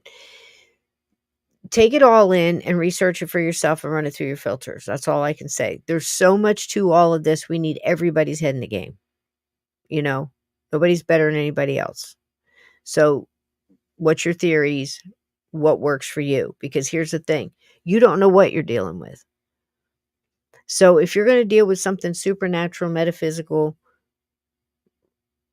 I'd say if you're going to deal with something that's not physical, you better at least make sure your physical is in shape before you start adding on and trying to put on other stuff, because this is where people are being taken out. Now, there's a movie,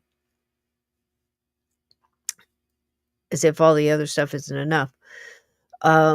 Things like White Noise, we watched that. I know we saw that on our Tuesday Rumbles movie watching.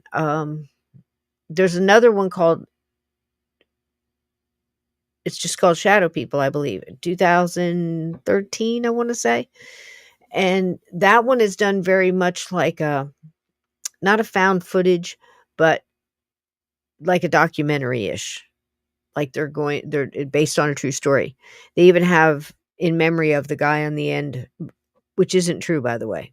A lot of people try to look that up and go, how did he die? What killed him? But these things do happen. These shadow people do eventually wear people down. Some of them want you. Little kids, a lot of little kids they go after. And Amy Allen, that was her big thing when she was a kid. The shadow people just kept trying to get her to kill herself. They wanted her to come with them. And they tried to get her to stick things in the light socket and stuff like that. I mean, just there's a lot of this out there. So if you know a little bit about what you're dealing when you think that this could be something that old and that ancient, it's good to know the things that fight that stuff. And it seems to me the first thing, your first line of defense is your vibration and your frequency and your confidence and your health and your immune system and your knowledge. You need all these things in your toolbox. Does that make sense? Okay. I'm going to shut up. I wanted to tell you this a little bit more about Rosemary because she's the lady of the night tonight. And I think she needs to be remembered, especially in the paranormal, for absolutely sure. Rosemary Ellen Guiley, 1950 to 2019. Leading paranormal researcher, author of over 65 books, including The Encyclopedia of Witches and Witchcraft, The Djinn Connection. A full-time investigator since 1983, she explored ghosts, djinn, shadow people, and more. Guiley was a certified hypnotist, a radio host, and frequent coast-to-coast guest. Yes, she was. She earned a Lifetime Achievement Award from the Upper Peninsula Paranormal Research Society. Author of over 65 books, Rosemary Ellen Guiley explored the supernatural, including ghosts, djinn, shadow people, witchcraft. Key works include The Encyclopedia of Witches and Witchcraft, A Definitive Guide to Witchcraft History and Practices, The Djinn Connection, 2013, Linking Djinn to Shadow People and Paranormal Phenomena, and The Encyclopedia of Ghosts and Spirits, that's what I have, and from 1992, detailing hauntings, spiritual entities, and monsters of West Virginia, 2012, covering regional folklore and, one second, remove the chat, a full-time investigator since 1983, certified hypnotist, and frequent coast-to-coast AM guest. There we go. Some of that repeated, but nonetheless, that's for Rosemary. All right, real quick, we are going to get out of here, but I promised you I would show you the last little bit of that Lizzie Borden, because Lizzie Borden connected me, oddly enough, to Rosemary tonight, and that led to shadow people. Go figure. That's how my mind works. I wouldn't mess around in there if I were you. Here we go. Little Lizzie Borden. And again, talk about bloodline curses. Can causing something in your family like this cause a bloodline curse, do you think? Something this violent, this much trauma? Do you think that something like that resonates through DNA memory? Something to think about, huh? It certainly did resonate on the name, because you can't say Lizzie Borden without thinking about an axe. So that's for sure. And it's been well over a century, right?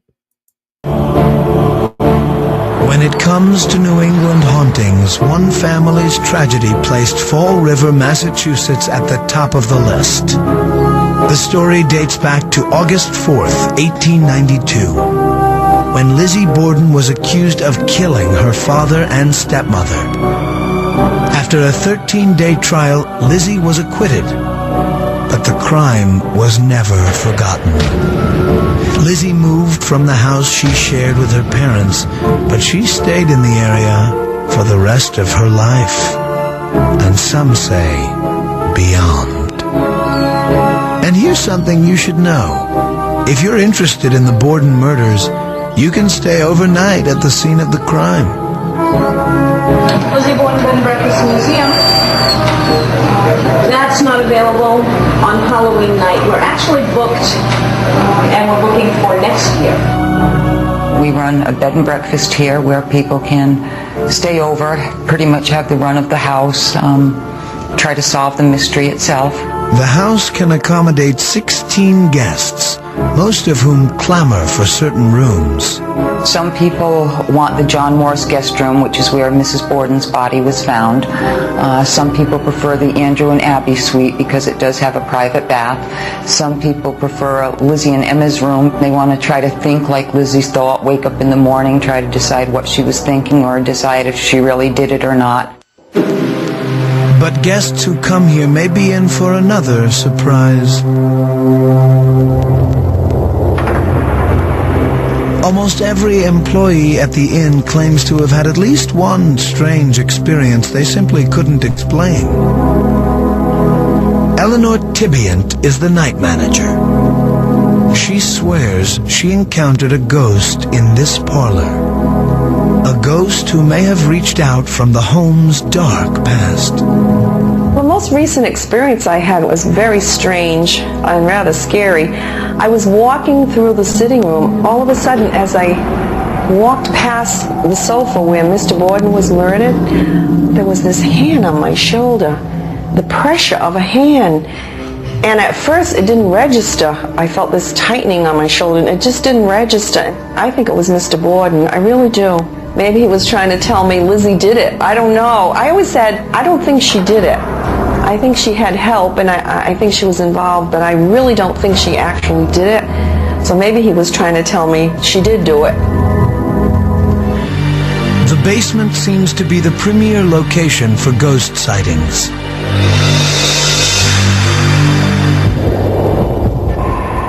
Owner Martha McGinn grew up in this house, so she knew its history. But nothing prepared her for what she discovered on one particular day.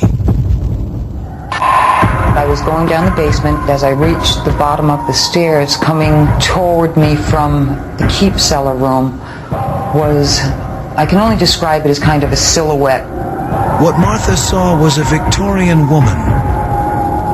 She was maybe 3 inches above the floor, sort of just floating towards me, and then headed off towards the room where we have the washing machine now. And I just dropped the laundry and ran back upstairs. The first thing that flashed through my head was either Abby or Lizzie.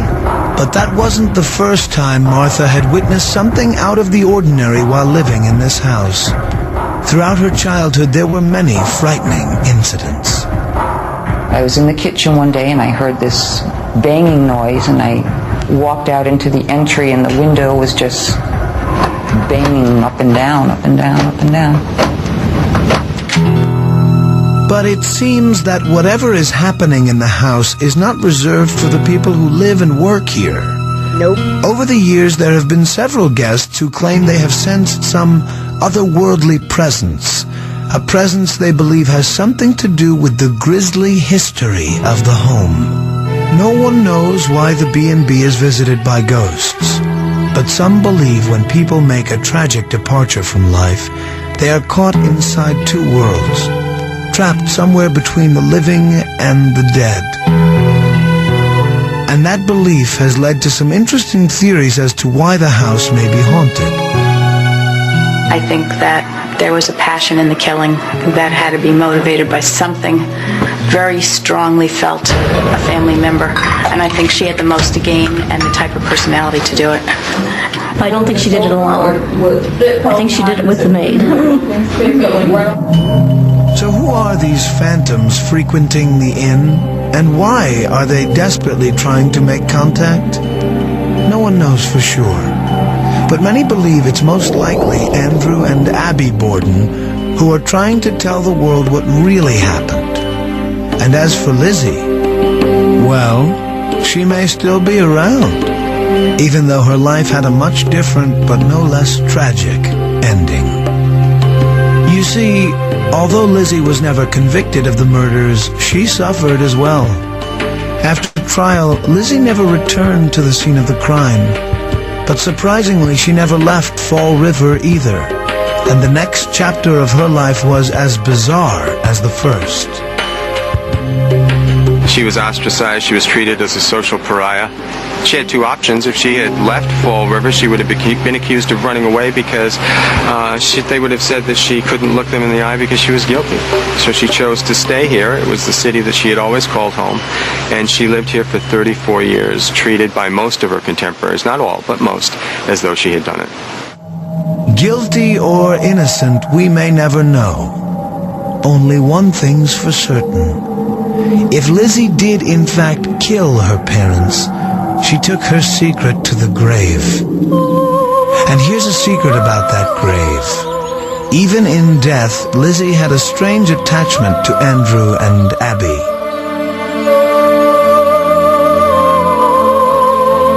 She requested to be buried right in the same cemetery, only about 4 feet from her alleged victims.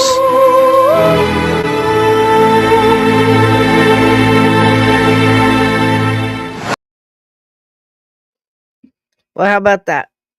Well, like I said, Lizzie led me to Rosemary. It's led me to the shadow people and these attachments, these bloodline attachments. Now, I don't want to leave you feeling with a bad taste in your mouth here, but everything sounded bad attached to bloodlines. Remember what we opened with. what you also carry in your bloodline, your DNA memory, is all the good things in you as well.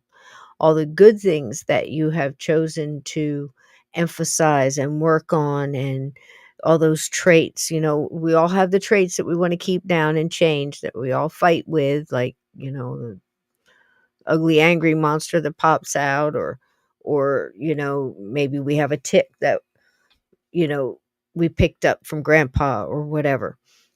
Now, to think about it, that might go back a couple of centuries. Who knows where that tick came from, right? But all the good stuff too, the abilities, the extrasensory add-ons that we get. Also, those loving traits, the protection, the those of us, that have a strong sense of survival, have a strong sense of protecting those that can't protect themselves. All of those things in a lot of the different tribal things that we mentioned tonight, that is very native, that is very tribal, to emphasize those good traits, those things that we were given. We call it medicine in a lot of the Native American tribes. Characteristics that you want to emphasize. All of that is bloodline and DNA memory. We hear a lot about bloodlines when we think about things like the Da Vinci Code and the sacred bloodline. We think a lot about bloodlines when we talk about these 13 families, this Illuminati strain, these powerful elites that have this bloodline that means so much to them. We've heard this latest theory about, I always knew, stay away from these companies where you can send in your blood and have it traced. Well, now we found out that it really is being used for nefarious means. Not to say that there aren't companies out there that aren't doing that, but there definitely are some that are. What are they looking for? What type of blood? Why? Are they looking for specific bloodlines? It's possible. But it also is possible that, yet again, we find out we have more things out there vibrating at a different frequency, but sharing this planet with us, that can attach to a bloodline. And you're suffering and getting flat tires and not winning the lottery and losing jobs, or maybe suffering with a certain illness or an affliction of some sort. And all it takes is the knowledge that that's possible, and for you to take power over that and take control over that and erase it from your bloodline.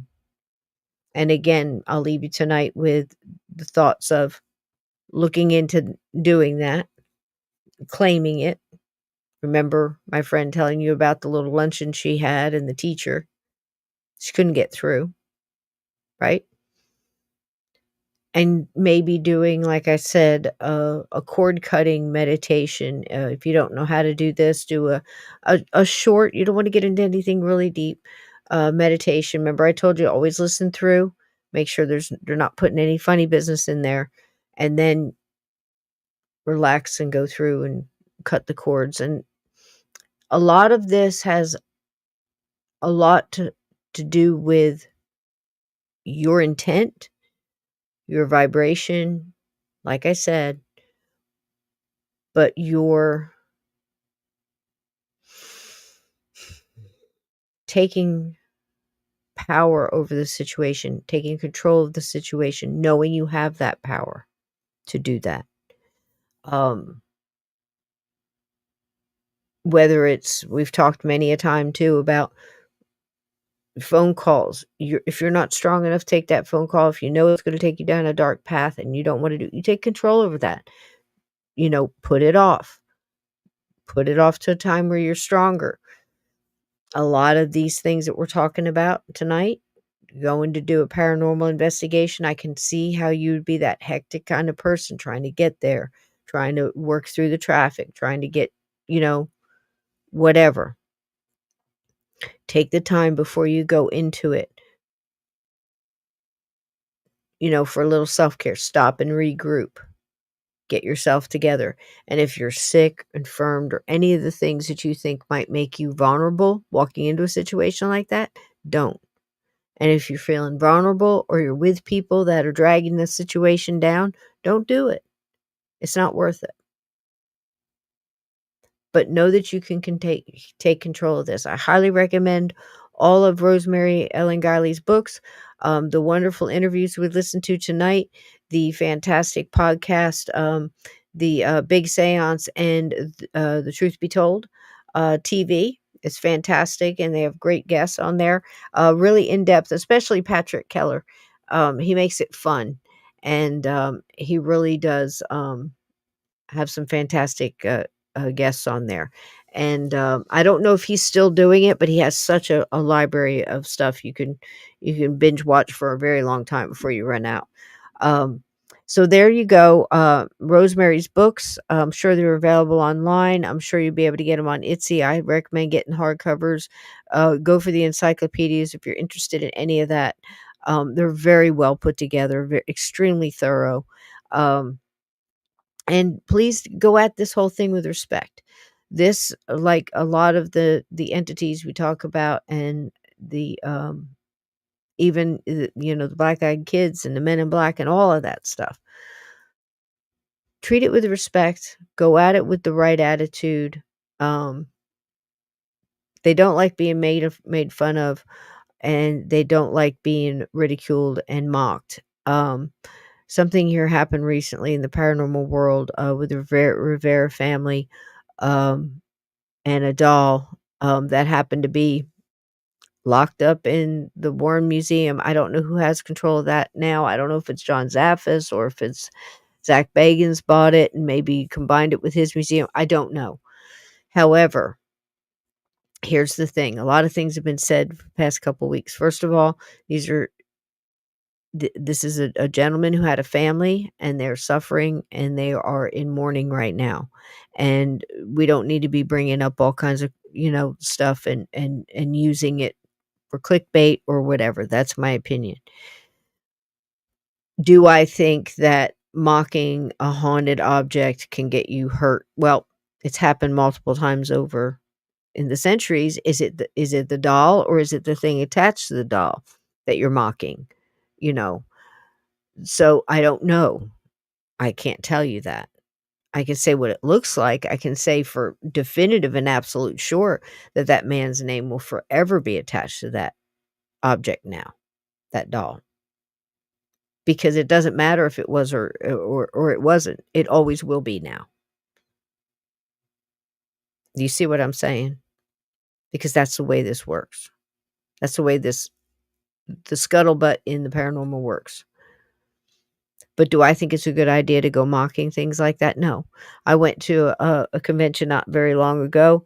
Walking down the hall, all the different rooms have something different, and you go in, you poke your head, what's in here, what's in here, what's in here. I go into this one, and I walk just in the doorway, and whoa, backed right out. And I said, what's in there? And it's haunted objects. Do I think they're all haunted? No. Do I think that there's a difference between a haunted doll and a table used for table tipping that's got a spirit? No, not really. I think that's different with the people. What attracted it? What's holding it there? What's happening with it? What's being done with it? That's the theme of the whole night, folks. It's intent, vibration, frequency. That's what I think. My heart goes out to that family. I think it's terrible that we would take something like that and use it for something less respectful than it needs to be handled. But like I said, the sad thing is it's forever going to be connected now. So when you do stuff like that, understand that some of this stuff just does not need to be messed with. And I'm not saying that that's what did it. How would I know? But I've seen things do it. That's just too much coincidence. And that's one of the things I think that makes me mad in this all the years of being in this.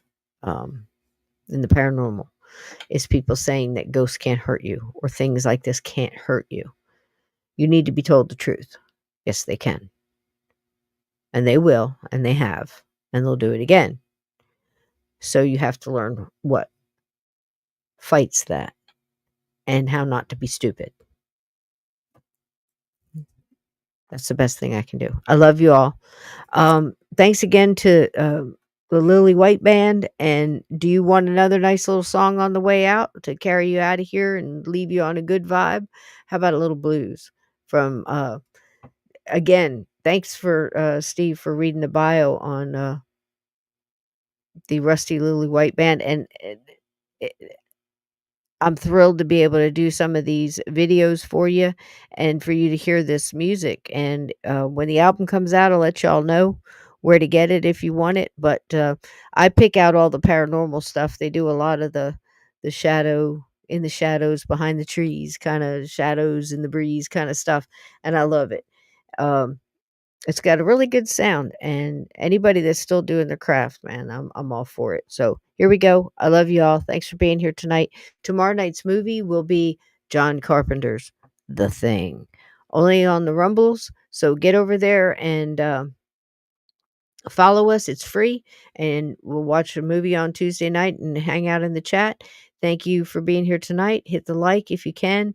If you want to support us, my PayPal. Thank you so much, Mods and Ted, for dropping that.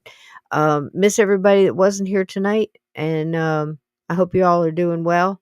Lots of storms going around, so keep your head on a swivel and take care of yourself, and don't go poking at the shadows. Sometimes they poke back, okay? And you don't want the spooky blues. Good night, everybody. Rusty Lily White.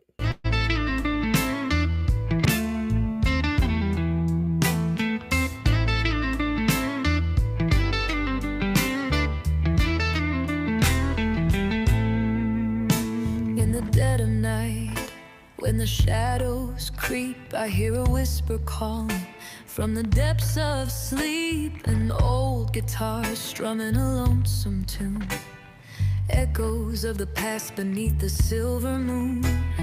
Footsteps in the hallway, shadows on the wall. I reach for the light, but it flickers and falls. Lost souls in the twilight, dancing on the breeze. They sing their haunting melody, bring me to my knees.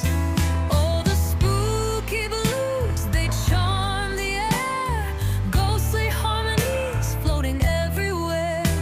With every note, a story unfolds of hearts long lost and secrets never told. They reach for my spirit, try to break through, haunting me softly with the spooky blues.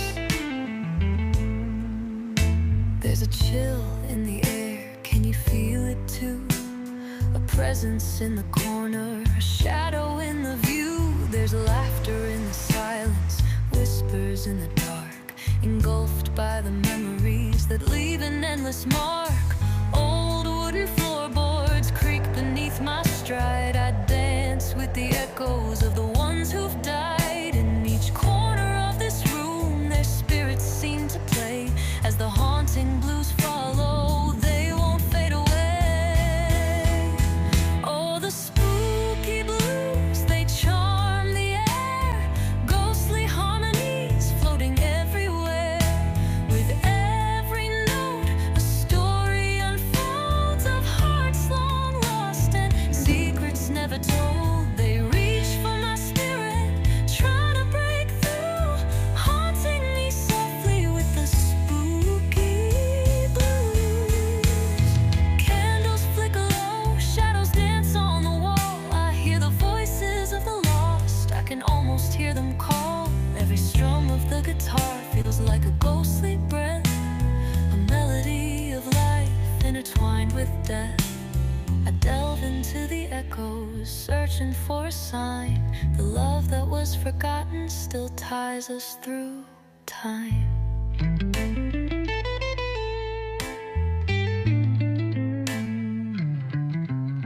Through the door, a figure stands, pale as the night. with eyes like burning embers pulling me to the light.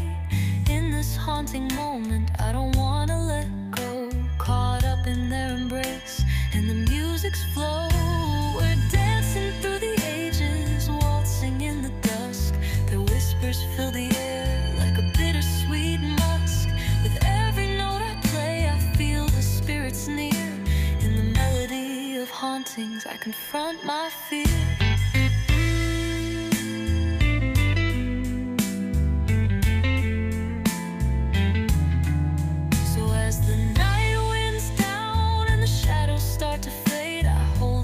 Those echoes in the dusk they've made.